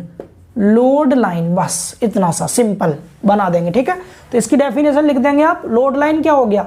कोई भी एक उचित पैमाना मानकर, एक निश्चित स्केल मान करके जो लोड जिस डायरेक्शन में लग रहा है, नीचे की ओर है तो सभी लोड को नीचे की ओर स्मॉल लेटर से, स्मॉल अल्फाबेट से दर्शा देते हैं। जो लाइन बनती है उसी को लोड लाइन कहते हैं। AB 1 किलोमीटर था, हमने 1 सेंटीमीटर की लाइन खींच दी।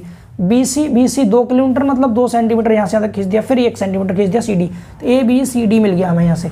ये समझ आ रहा है? तो इसकी भी डेफिनेशन आप लोग स्लाइड से लिखिए, मैं स्लाइड में आपको दिखा रहा हूँ, इसको पढ़ लीजिए। क्या लिखा है? स्थान आरेख बनाने के पश्चात, मतलब स्पेस डायग्राम ये बन ही गया हमारा बीम वाला, ये वाला।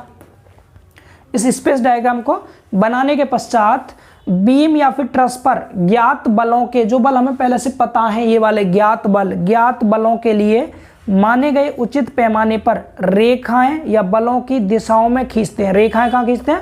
बलों की दिशाओं में खींचते हैं, तथा बोझ नोटेशन के आधार पर उनके नाम प्रदर्शित करते हैं। ये हमने बोझ नोटेशन के आधार पर नाम रख दिए। AB था तो इसको AB कह दिया, BC को BC, CD को CD, बशर्ते लोड लाइन में स्मॉल लेटर में लिख देते हैं इनको। ठीक है, तो लोड लाइन कहते हैं इसको। उम्मीद है आप सबको समझ आ रहा होगा। अब अगर आप डायग्राम के बारे में भी लिखना चाहते हैं लिख दीजिएगा। 1 किलो न्यूटन के बल को हमने 1 सेंटीमीटर AB खींच दिया। 2 किलो न्यूटन के बल को हमने 2 सेंटीमीटर BC खींच दिया। फिर 1 किलो न्यूटन के बल CD को हमने 1 सेंटीमीटर स्मॉल CD खींच दिया। ये जो लाइन मिल गई हमें इसको कहते हैं लोड लाइन। क्लियर हो रही है सभी को? ये आगे चलते हैं पोलर डायग्राम की ओर। किधर? पोलर डायग्राम की ओर। ठीक है, चलिए पोलर डायग्राम की ओर एक लाइन खींच पोलर डायग्राम बना लेते हैं। अगला पढ़ेंगे पोलर डायग्राम। चीज़ें समझ आ रही हैं सभी को? ये एक बार खुद से फिर से पढ़िएगा, क्लियर हो जाएगा। इसको ध्रुवीय आरेख कहते हैं, इसको पोलर डायग्राम को ध्रुवीय आरेख कहते हैं, पोलर डायग्राम। ठीक, अब देखिए पोलर डायग्राम क्या होता है। हम क्या करते हैं, जो हमने लोड लाइन बनाई है, इस लोड लाइन के दाईं ओर यानी राइट साइड में एक उचित दूरी पर, दूरी कुछ भी ले सकते हैं, फिक्स नहीं है कि आप इतनी ही दूरी लेंगे। ये जो लोड लाइन है ना, इस लोड लाइन के इसको मध्य बिंदु जो होगा बीच में, यहाँ कहीं एक पॉइंट होगा बिल्कुल बीच के सीध में इस साइड दाईं और एक पॉइंट ले लेते हैं कहीं भी, यहाँ पर एक पॉइंट ले लेंगे, लेना बीच में से है, ये जो है ना ये लोड लाइन, इस लोड लाइन के बिल्कुल बीच में से नाप लेना पैमाने से, वो बीच में, इस बीच में से इसके दाईं और यहाँ पर एक पॉइंट अंकित करते हैं जिसे ओ कह देंगे। इस ओ को हम पोल बोलते हैं। क्या बोलते हैं इसको? पोल। पोल मतलब ध्रुव, हिंदी में ध्रुव कहेंगे, ठीक। अब इस पोल से सभी ए बी सी डी जितने भी लोड वाले पॉइंट हैं सभी को कटी हुई लाइन से मिलाएंगे डैश डैश करके, और स्केल से मिलाना पैमाने से इस तरह से सीधी रहे ताकि लाइन ये, ठीक। ये मिल गया पहला पॉइंट, इतना समझ पा रहे हैं। फिर दूसरा मिलाइए, दूसरा, फिर ये मिलाइए तीसरा, ये तीसरा, फिर चौथा मिलाइए चौथा, ये सब हमारा ओ ए ओ बी ओ सी ओ डी, ये लाइन मिला दी हमने सभी। इसको हम क्या बोलते हैं? इसको पोलर डायग्राम बोलते हैं। ये तो लोड लाइन थी अकेली ये जो मिल रही थी, और ये लोड लाइन और इस पूरे को मिलाकर के जो डायग्राम बना इसको हम पोलर डायग्राम कहेंगे। क्या कहेंगे? पोलर डायग्राम, ठीक है। आप लोड लाइन को इधर अलग से एक बार और दिखा दीजिएगा बना के, ताकि आपको पता रहे कि ये तो यहाँ से यहाँ तक क्या थी? लोड लाइन थी। ये तो पोलर डायग्राम बना दिया हमने यहाँ, ये तो हमने क्या बना दिया यहाँ पर? पोलर डायग्राम, जो कि लोड लाइन से ही मिलकर बनता है पोलर डायग्राम, ठीक। लोड लाइन को यहाँ दिखा दीजिएगा, ये पॉइंट ए है, ए पॉइंट है, यहाँ पर जो पॉइंट है बी पॉइंट है, यहाँ जो पॉइंट है सी पॉइंट है, ये वाला पॉइंट डी पॉइंट है, और ये क्या? लोड लाइन है, ये लोड लाइन है। चीज़ें क्लियर हो रही है सभी को? ये इतना बताइए, सभी को ये चीज़ समझ आ रही है ना? बोलिए क्लियर है सभी को ये चीज़? ठीक है। तो हमने क्या किया? हमने पोलर डायग्राम कैसे बनाया? जो लोड लाइन होती है इस लोड लाइन के बिल्कुल मध्य से, सपोज मध्य में मैंने स्मॉल ई पॉइंट मान रखा है, इस मध्य के मध्य पॉइंट से इधर राइट हैंड साइड में, इधर राइट साइड में एक पॉइंट ओ अंकित करते हैं जिसे पोल कहते हैं। इस पोल से सभी लोड लाइन वाले पॉइंट को मिलाते हैं, जो हमें आरेख मिलता है इसको हम बोलते हैं कौन सा? ध्रुवीय आरेख, यानी पोलर डायग्राम हम इसको कहते हैं। इसकी थ्योरी भी आप लोग इसमें स्लाइड में से लिखिए, मैं आपको स्लाइड में शो कर रहा हूँ, देख लीजिए। इसमें लिखा है, बाहर रेखा खींचने के पश्चात इस रेखा के दाईं ओर यानी राइट साइड में लगभग मध्य में, किधर? बिल्कुल मिड में, ठीक। मिड में किसी उपयुक्त स्थान पर कोई भी दूरी ले सकते हैं आप, कोई पॉइंट ओ लेते हैं, इस पॉइंट ओ को हम पोल कहते हैं, और बाहर रेखा के सभी बिंदुओं को ध्रुव ओ से सरल रेखाओं द्वारा मिलाते हैं, और मिलाने पर जो चित्र प्राप्त होता है उसी को हम पोलर डायग्राम कहते हैं, ठीक है। ध्रुव ऐसी स्थिति पर लेना चाहिए ताकि उसे बाहर रेखा के बिंदुओं को मिलाने वाली जो रेखा है बहुत छोटी ना बने, दूर बन जाए थोड़ा, इसलिए इनको दूर लेते हैं थोड़ा सा। भाई इतना लिखना था आपको, काफ़ी है ये, इतना बोलिए। इतना सभी को समझ आ रहा है भाई? क्लियर है ये चीज़? समझ गए सब लोग? चलिए बहुत अच्छी बात है, समझ गए। तो अब बस आपका एक लास्ट रह गया है, लास्ट, जिसे हिंदी में तो कहते हैं रज्जु बहुभुज, इंग्लिश में कहते हैं फनिकुलर पॉलीगन। रज्जु किसी का नाम है क्या? नाम जैसा लग रहा है ना? रज्जु बहुभुज, बहुभुज, रज्जु बहुभुज, इंग्लिश में इसको फनिकुलर पॉलीगन कहते हैं, पॉलीगन, ठीक है। फनिकुलर पॉलीगन लिख लीजिए सभी लोग, हेडिंग लिख लीजिए सभी लोग। अब ये क्या होता है? रज्जु बहुभुज क्या होता है इसको भी समझ लीजिए। रज्जु बहुभुज को हम बनाते हैं स्पेस डायग्राम के नीचे, जो स्पेस डायग्राम है ना इसके नीचे बनाएंगे यहाँ पर। तो जितने भी बल होते हैं, सुनिएगा ध्यान से, जो बोल रहा हूँ यही आपको एज इट इज थ्योरी में मिलेगा।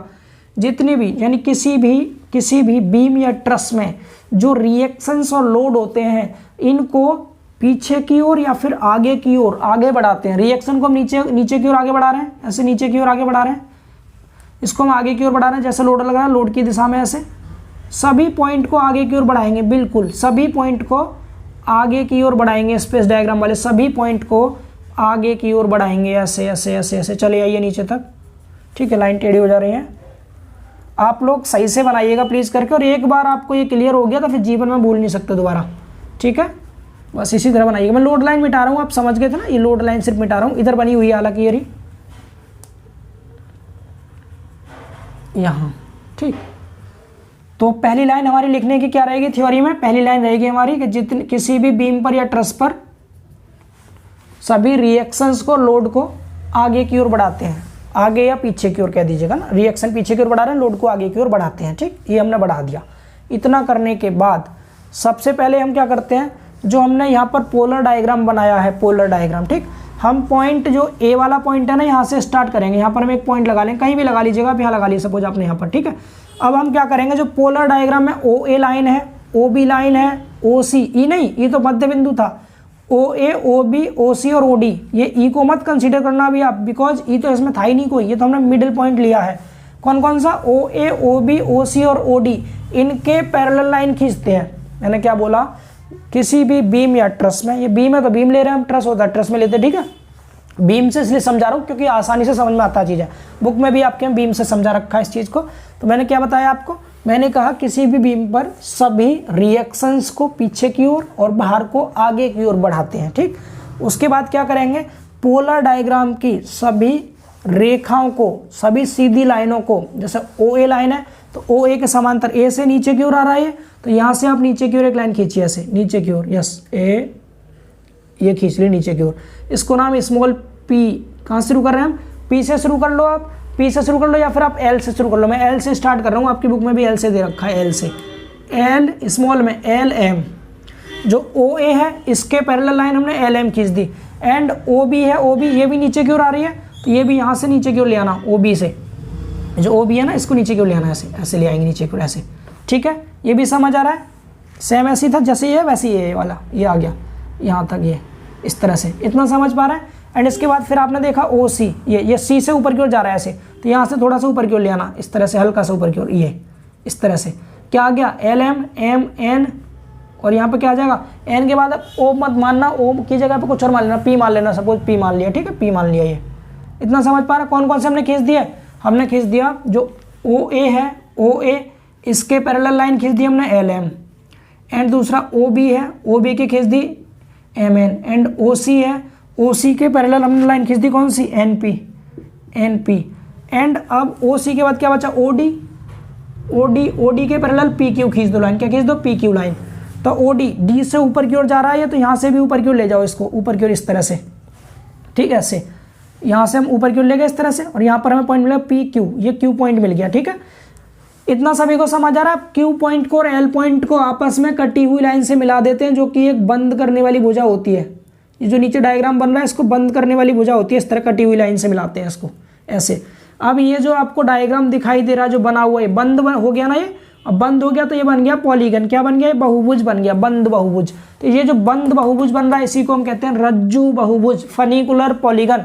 सभी को समझ आ रहा है ये चीज क्लियर है सभी को? लिख देता हूं मैं यहाँ पर, क्या नाम है इसका? फनिकुलर पॉलीगन,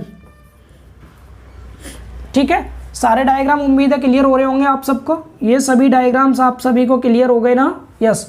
क्या बोलेंगे इसमें, क्या लिखेंगे आप? इसमें लिखेंगे किसी भी बीम के या ट्रस के सभी रिएक्शंस और लोड को आगे या पीछे की ओर नीचे बढ़ाते हैं। बढ़ाने के बाद फिर पोलर डायग्राम के ओ ए, ओ बी, ओ सी और ओ डी के समांतर रेखाएं L M, M N, N P, P Q खींचते हैं।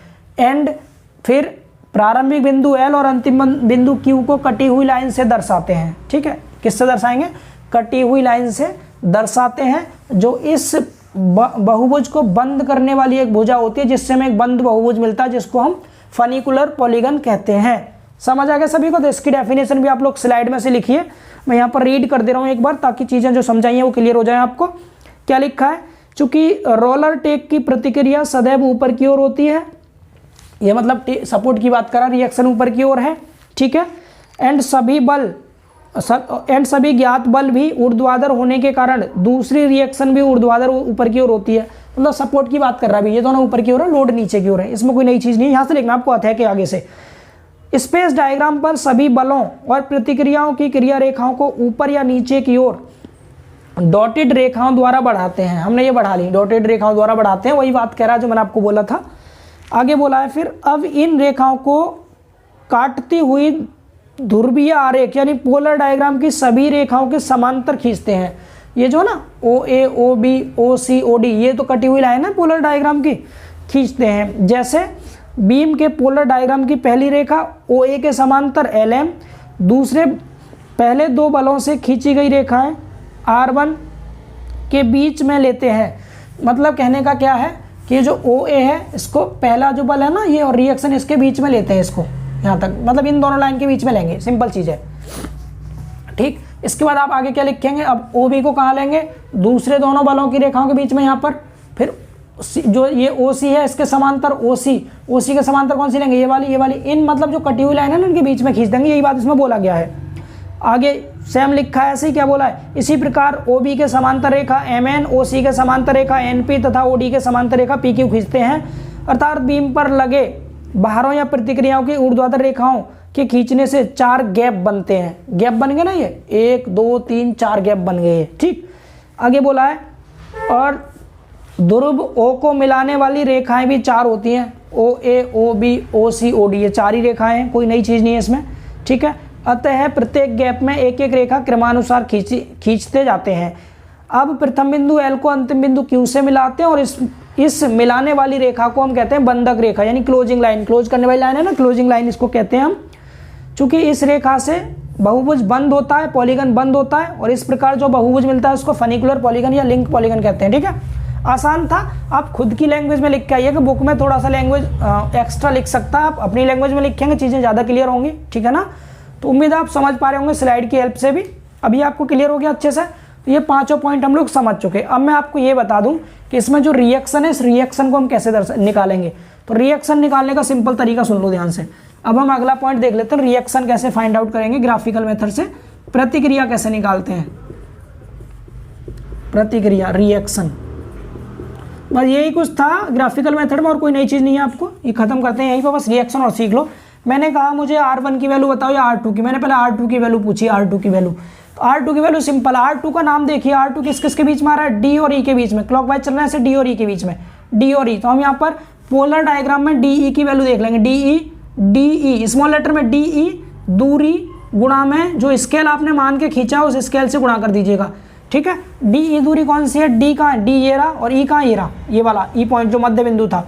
D से E तक की दूरी नापना आप, यहाँ से यहाँ तक की दूरी हमने मान लिया, सपोज यहाँ से यहाँ तक की दूरी कुछ भी आ रही है, ठीक है।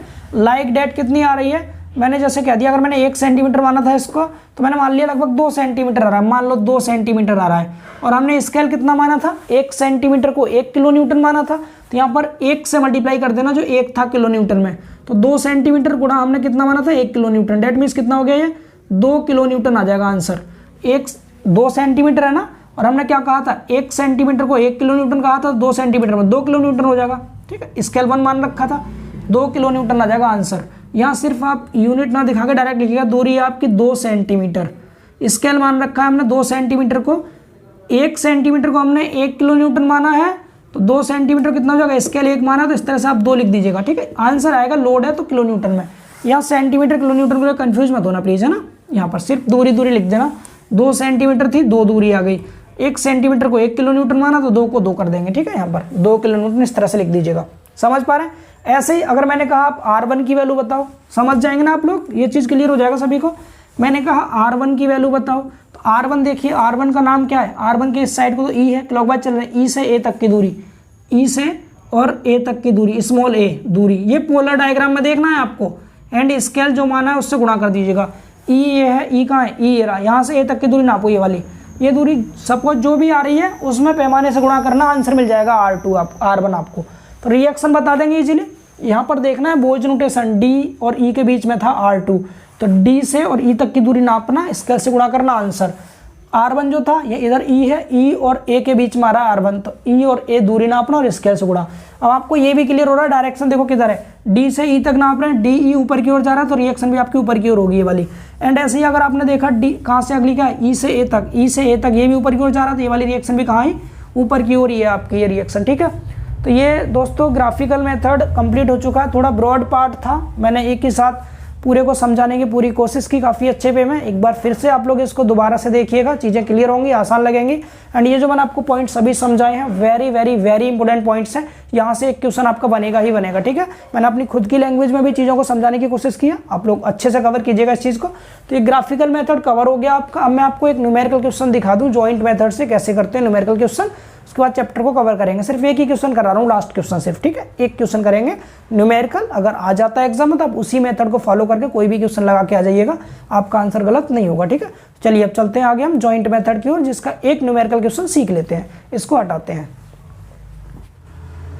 चलिए अब समझते हैं एक न्यूमेरिकल क्वेश्चन, ट्रस का क्वेश्चन है, ये बहुत ज़्यादा इंपॉर्टेंट क्वेश्चन है आप एक बार स्लाइड में देख लीजिए कितनी बार ये एग्जाम में पूछा गया है, बहुत बार रिपीट हुआ है, ये देख लीजिए।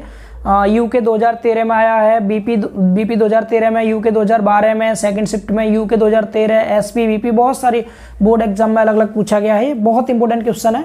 और इस क्वेश्चन में क्या पूछा है, चित्र में दिखाए गए ट्रस के सभी अवयवों में बल ज्ञात कीजिए। इसके जितने भी मेंबर है ना, सभी में आपको फोर्स निकालना है, किस मेंबर में कितना फोर्स उत्पन्न होगा। समझ पा रहे हैं? इसके मेंबर कितने हैं, एक हो गया ए बी, दूसरा बी सी, तीसरा सी डी और चौथा सी ए। 4 मेंबर हैं, चारों में हमें फोर्स कैलकुलेट करना है, किसमें कितना फोर्स उत्पन्न होगा एंड उस फोर्स का नेचर कैसा होगा हमें ये भी बताना है। और यहाँ हम बोझ के नोटेशन से नहीं करेंगे, इसको हम काट विधि से करेंगे। नाम बता दे रहा हूँ विधि का क्या है, सॉरी काट नहीं, जॉइंट, ठीक है, जोड़ विधि सबसे आसान विधि होती है। इसी से करके आइएगा एग्जाम में, आपसे कहता नहीं है किस विधि से करना है, इसलिए मैं आपको बता रहा हूँ जोड़ विधि से करना आप, ठीक है। ग्राफिकल मेथड से या सेक्शन मेथड से मत करना, इस मेथड से करेंगे तो आप लोग गलत नहीं करेंगे, क्योंकि ग्राफिकल मेथड में आपको पूरा ग्राफ बनाना पड़ेगा पैमाना मान करके, उसमें मिस्टेक होने के चांस रहते हैं। लेकिन जॉइंट मेथड में कोई मिस्टेक नहीं होगी आपसे। और मेथड कोई नया नहीं है, ये आप लोग ऑलरेडी जानते हैं, रिजोल्यूशन मेथड होता है। इसमें रिजॉल्व करते हैं हम फोर्सेस को, घटक करते हैं, फोर्स के कंपोनेंट करते हैं, ठीक है।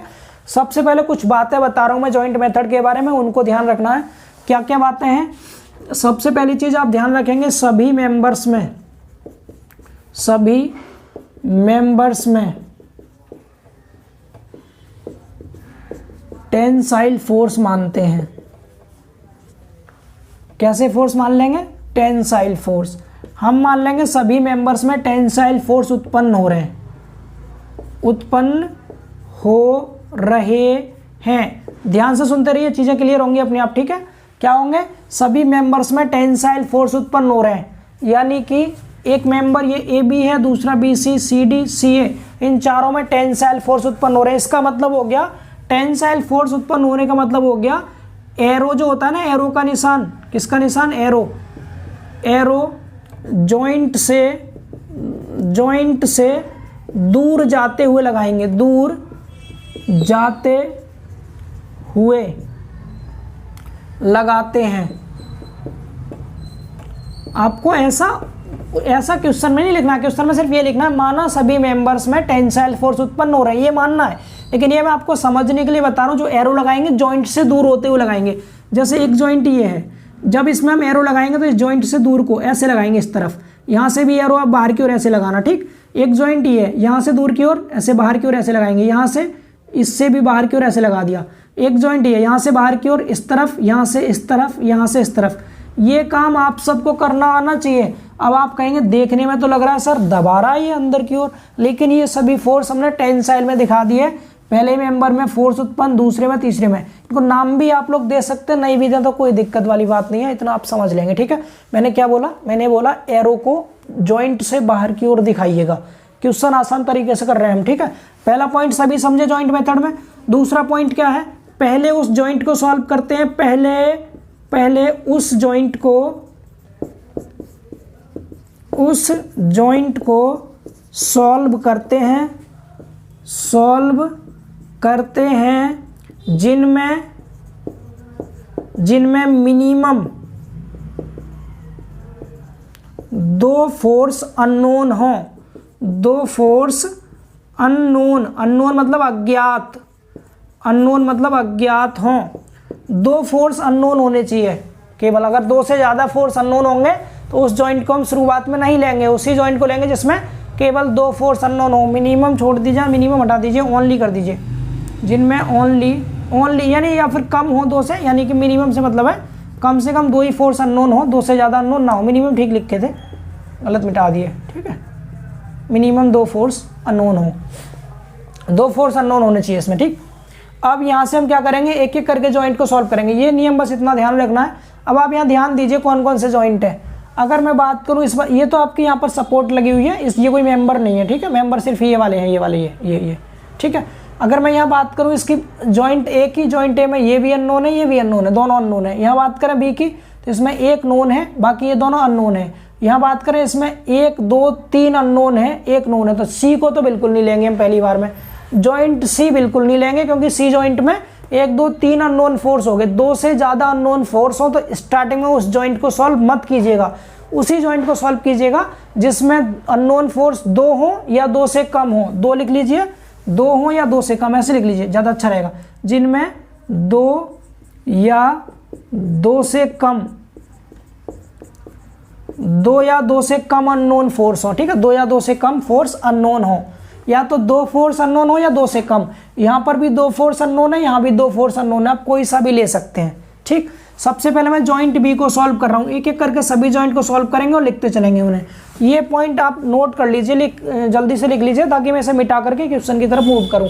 यही है बस जॉइंट मेथड, सिर्फ इतना सा है, ठीक है। बाकी तो आपको पता ही है। तीसरा पॉइंट, इसमें फैक्टर करते हैं। इसमें क्या करते हैं, इसमें हम संतुलन की अवस्था लगाते हैं। संतुलन की अवस्था आप सबको पता है, इक्विलिब्रियम कंडीशन, संतुलन की अवस्था। सिग्मा एच कह दीजिए हॉरिजॉन्टल बराबर 0 एंड सिग्मा बी वर्टिकल बराबर 0, या सिग्मा एफ एक्स और सिग्मा एफ वाई कह सकते हैं, या सिग्मा एच और सिग्मा बी कह सकते हैं, बराबर 0 का यूज करते हैं,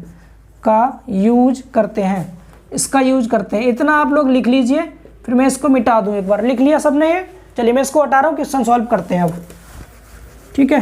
क्वेश्चन सॉल्व करने से पहले आपको ये पॉइंट जरूर लिखना है, माना सभी मेंबर्स में टेंसाइल फोर्स उत्पन्न हो रहे हैं। लिख लीजिएगा स्टार्टिंग में ये चीज़। बाद में जो फोर्स पॉजिटिव आएगा वो टेंसाइल मान लिया जाएगा, जो नेगेटिव आएगा वो कंप्रेसिव मान लिया जाएगा, ठीक है। तो अब मैं क्वेश्चन सॉल्व करना शुरू करता हूँ, ध्यान से समझेंगे, ठीक। पहली चीज़ आप लिखेंगे यहाँ पर, माना सभी मेंबर्स में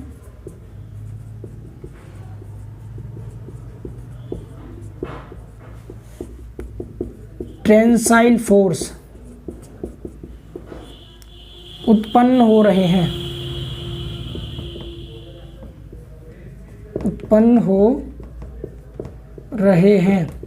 टेंसाइल फोर्स उत्पन्न हो रहे हैं।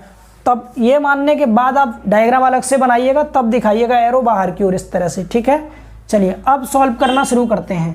सबसे पहले हम जॉइंट बी ले रहे हैं, जॉइंट बी, क्योंकि इस पर एक पता है 2 नहीं पता, तो हम लिख देते हैं यहाँ पर जॉइंट बी। क्या लिख देंगे यहाँ पर? जॉइंट। इधर से सॉल्व करना शुरू कर रहा हूँ मैं, यहाँ से जॉइंट बी से, जोड़ बी से सॉल्व करना शुरू करेंगे। जोड़ बी का डायग्राम अलग बना लीजिए। डायग्राम बनाते समय एक चीज़ का ध्यान रखना, आप सबने फर्स्ट ईयर में पढ़ा था ना, रिजोल्यूशन मेथड, ग्राफ, वो जो जिनमें हम फैक्टर करते हैं, क्या बोलते हैं, कंपोनेंट करते थे, वो मेथड पढ़ा था। हम चतुर्थांश बनाएंगे पहले इस तरह का, सब लोग यही समझ लीजिए ध्यान से, ठीक। ये जॉइंट बी है, यहाँ पर बी पॉइंट है बीच वाला, ये क्या है, बी है ये। अब बी पॉइंट पे देखो फोर्स कैसे कैसे लग रहे हैं, बी से एक इस साइड को जा रहा है, इस साइड को ऐसे दिखा दीजिएगा, ऐसे जा रहा है, ठीक है, इस तरफ किधर, बी से ए की तरफ जा रहा है। मैं इसको एफ बी से ए की तरफ बी ए से दर्शा दे रहा हूँ, एफ बी ए हो गया। दूसरा फोर्स यहाँ से इस साइड को जा रहा है, इस हॉरिजॉन्टल से 60 डिग्री पे इधर को जा रहा है, यहाँ से 60 डिग्री पे। जॉइंट बनाना सीख लीजिए, बिल्कुल सरल तरीके से बता रहा हूँ। एक ही क्वेश्चन कराऊंगा सिर्फ मैं आपको, बाकी आप खुद से करिएगा और क्वेश्चंस। इधर को ये क्या, बी से सी की तरफ जा रहा है, मैं इसको एफ बी सी से दर्शा दे रहा हूँ, फोर्स एफ बी सी। एक फोर्स ये नीचे की ओर आ रहा है 2 किलो न्यूटन का, बिल्कुल नीचे की ओर सीधा, यहाँ पर ये आ गया 2 किलो न्यूटन का नीचे की ओर। समझ पा रहे हैं सभी? इस तरह से आप जॉइंट बना लेंगे 2 किलो न्यूटन। उम्मीद है आप लोग समझ पाए होंगे इस चीज़ को, ठीक है। ये अब यहाँ पर आपको सिग्मा एच बराबर 0, सिग्मा बी बराबर 0 कर देना है, तो करिए। सबसे पहले लिखिएगा सिग्मा एच बराबर 0 से, वही संतुलन की अवस्था यूज कर रहे हैं, हॉरिजॉन्टल फोर्स लेने हैं। ये तो पहले से ही हॉरिजॉन्टल है, आपको पता है एक्स अक्ष पे इधर प्लस होता है, इधर माइनस। जो इस साइड को उसे कैसा ले लीजिए, माइनस का, तो माइनस का ले लीजिए, या फिर ये कर लीजिए बाईं ओर फोर्स लगने वाले बराबर दाईं ओर, सबको एक तरफ कर लीजिए, एक ही बात है। तो चाहे जैसे कर लीजिए, मैं इस रूल से करता हूँ, इस साइड वाले माइनस, इस साइड वाले प्लस, तो ये इस साइड लग रहा है माइनस में आएगा। डायरेक्ट एक्स अक्ष पे ही लग रहा है तो कोई एंगल नहीं लेंगे, सिर्फ एफ बी ए ले लेंगे, ठीक। फिर अब इस एफ बी सी के घटक आएंगे कंपोनेंट। इस एफ बी सी के घटक कहाँ होंगे, देखिए ये ऐसे जा रहा है, इसके साथ 60 डिग्री का एंगल। आप सबको बताया था जिस अक्ष के साथ कोण बनाता है उस पर कॉस लेते हैं, तो यहाँ पर आ जाएगा F B C cos theta. आएगा नहीं आएगा, एफ बी सी कॉस 60, इधर को इसका इधर को कंपोनेंट, तो लिख दीजिएगा माइनस में ही आएगा इस side, F B C cos 60 degree. ये भी समझ आ गया सभी को। 2 ही सिर्फ फोर्स हैं जो एक्स अक्ष पे आएंगे, बाकी और 2 आएगा नहीं एक्स अक्ष पे, ये तो बाई पे लग रहा है, इसका तो कोई मतलब है नहीं।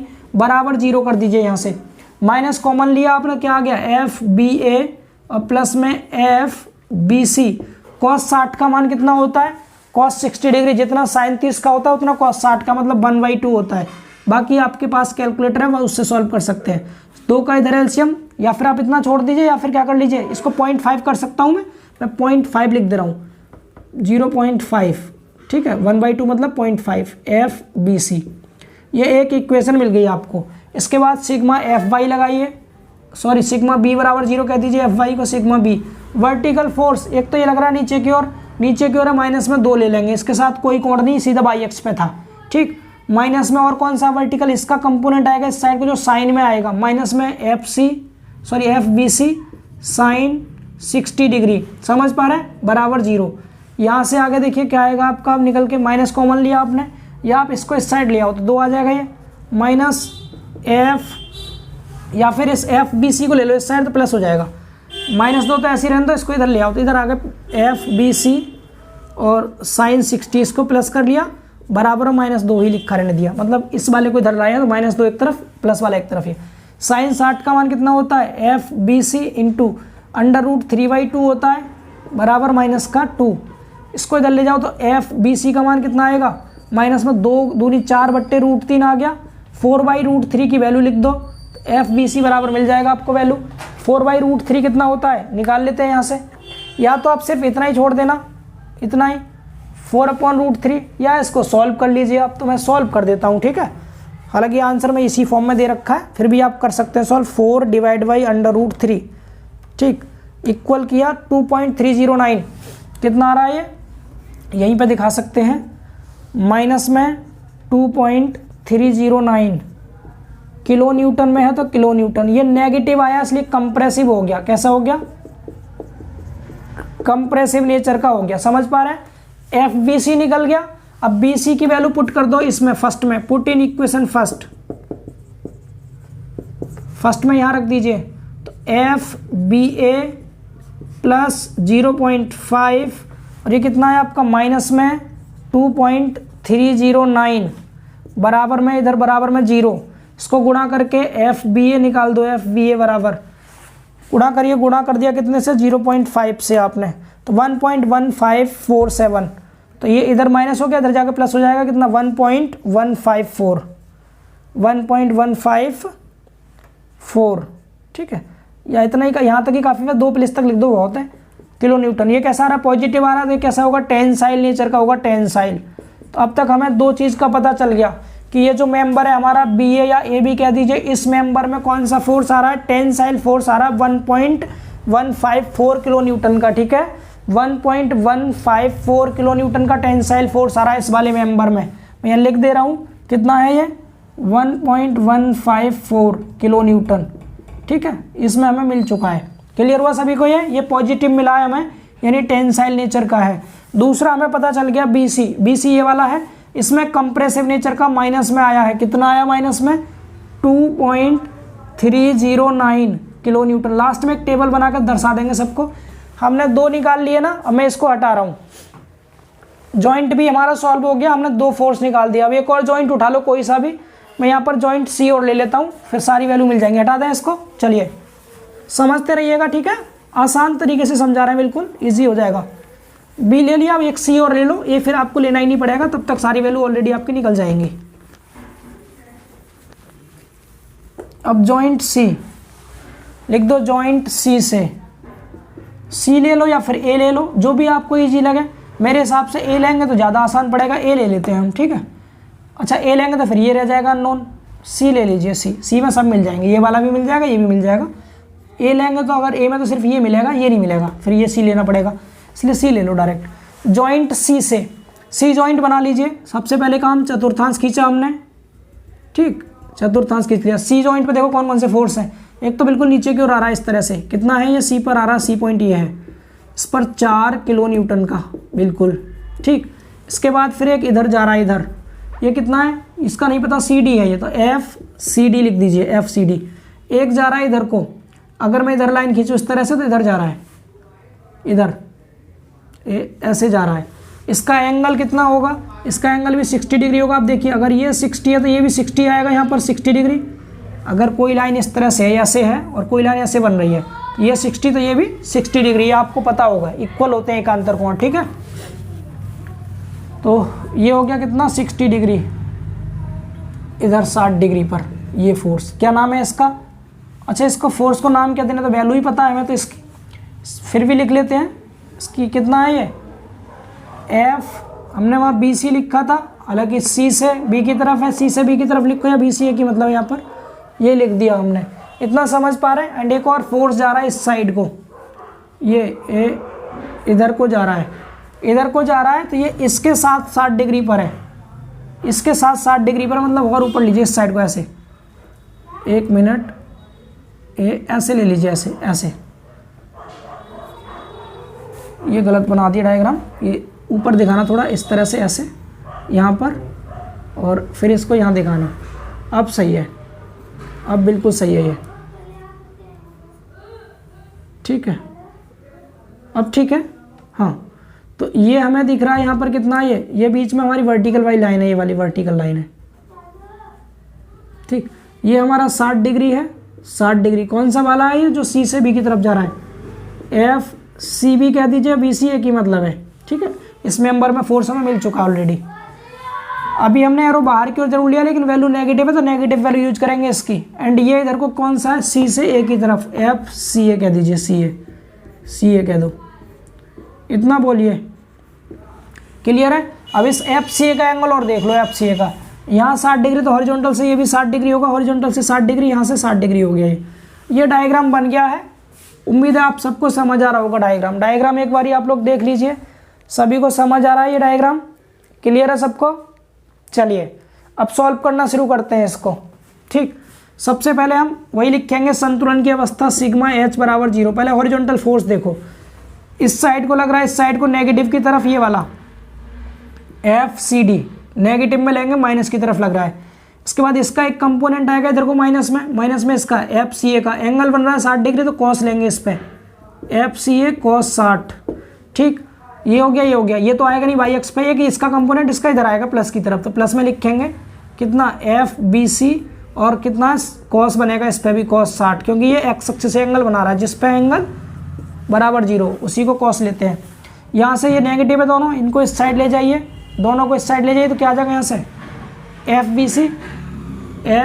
बी सी इंटू में कॉस 60 डिग्री बराबर, इनको इधर ले आए, कितना हो गया, ये एफ सी डी प्लस का हो गया, और प्लस में एफ सी ए आ गया कॉस 60 डिग्री। इन सब की वैल्यू रखो, एफ बी सी हम ऑलरेडी निकाल चुके हैं, ये आई थी वैल्यू, नेगेटिव में 2.309, कॉस 60 का मान 1/2 होता है, बराबर एफ सी डी पता नहीं है, एफ सी ए भी नहीं पता, कॉस 60 का मान 1/2 होता है, जिसको मैं 0.5 लिख दे रहा हूँ, 0.5 कॉस 60, 0.5 एफ सी ए, इतना समझ पा रहे हैं।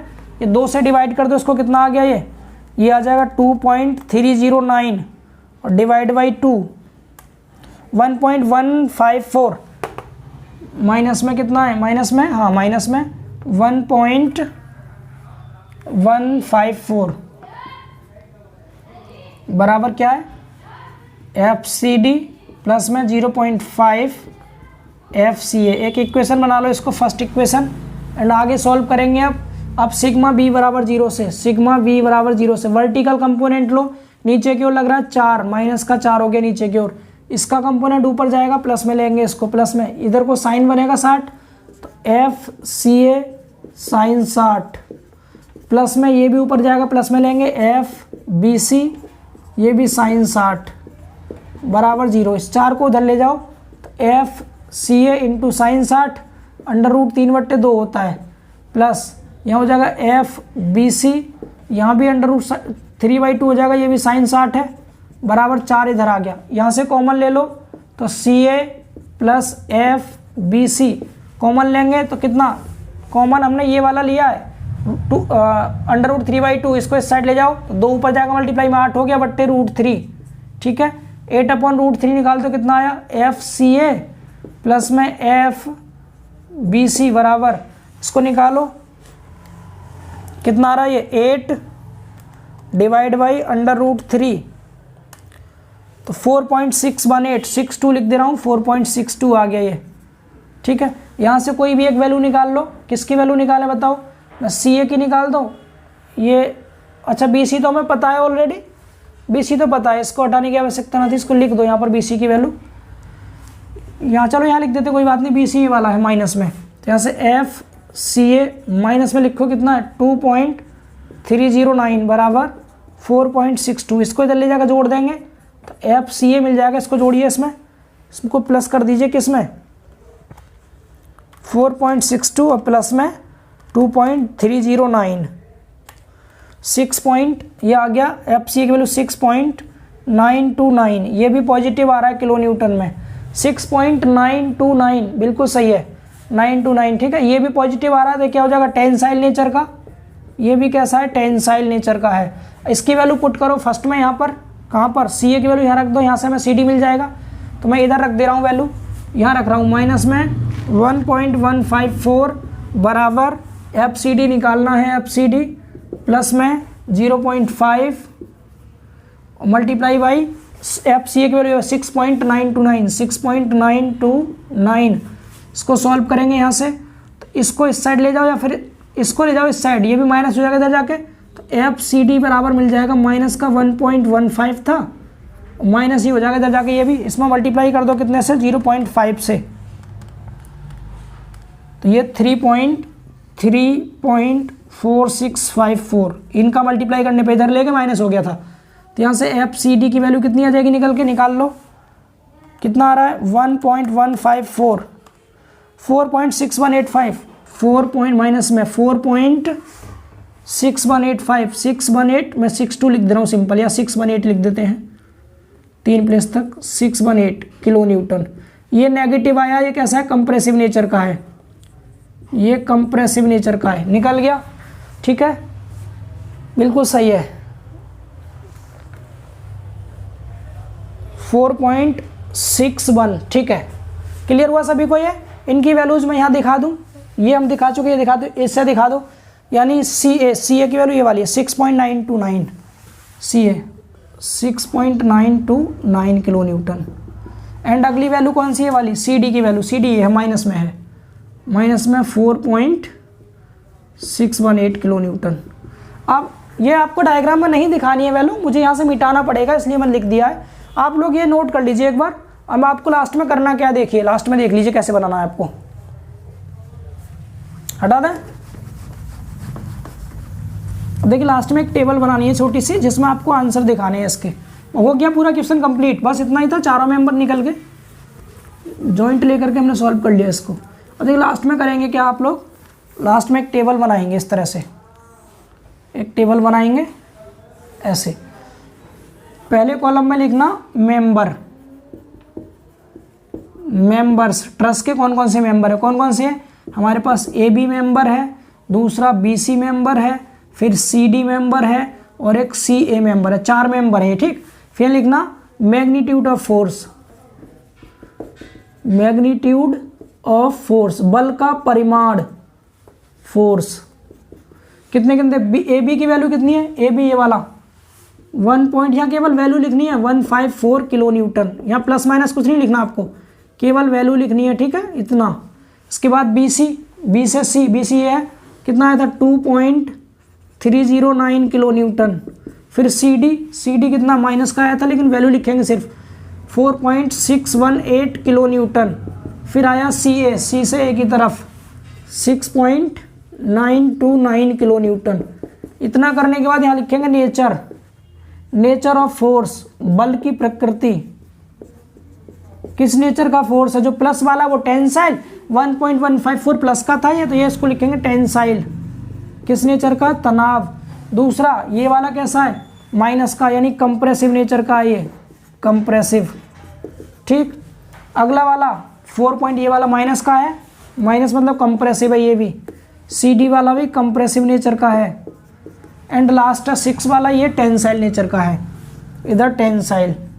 तो हम लोग निकाल चुके सब कुछ ठीक है। ये टेबल आंसर हो गया आपका, ये वाला आंसर आपका चेक किया जाएगा लास्ट में, यही आंसर हो गया। बता दीजिए एक बारी मुझे सब सही आ रहे हैं, बिल्कुल राइट है, एकदम करेक्ट आंसर आ रहे हैं सभी, नेचर भी सबका सही आया है। तो उम्मीद है आप लोग समझ पाए होंगे, और इस तरह से ऐसे क्वेश्चन अगर आपको दे दिए जाए आप कर लेंगे ठीक है। समझ के सभी लोग, अगर नहीं समझ आया तो एक बार फिर से रिपीट करके क्लास को देखिएगा, डबल स्पीड में देख लीजिएगा रिवीजन के तौर पर, तो आपको समझ में आ जाएगा। तो हमने सिंगल लेक्चर में लगभग 1.5 घंटे तक का लेक्चर किया होगा मैक्स टू मैक्स, 1.5 घंटे में समथिंग हमने पूरा का पूरा चैप्टर फिनिश कर लिया। अब पूरा सॉम जो सिविल वाले स्टूडेंट है उनका कंप्लीट हो गया पूरी तरह से सॉम। अब मैं बहुत जल्द आपके लिए सॉम का एक रिवीजन बैच लेके आऊँगा जिसमें सिर्फ 3 क्लास आपको प्रोवाइड करूँगा, ओनली 3 क्लास। पहली क्लास में पूरे के पूरे सॉम के थ्योरी का रिवीजन सिंगल लेक्चर में, दूसरी क्लास में आपको पूरा डेरिवेशन जितनी भी मेन उन्हें करा देंगे, और तीसरी क्लास में मोस्ट इंपोर्टेंट न्यूमेरिकल क्वेश्चंस बता देंगे, उन्हें आप खुद से करेंगे, ठीक है, ताकि आपका रिवीजन हो जाएगा 3 ही लेक्चर में पूरे सॉम का कंप्लीट। एंड आपके लिए बहुत जल्दी एक सरप्राइज लेके आ रहा हूँ मैं, उसका थोड़ा सा वेट करें आप, ठीक है। तो फिर मिलते हैं अगले किसी लेक्चर में, तब तक के लिए बाय बाय, टेक केयर।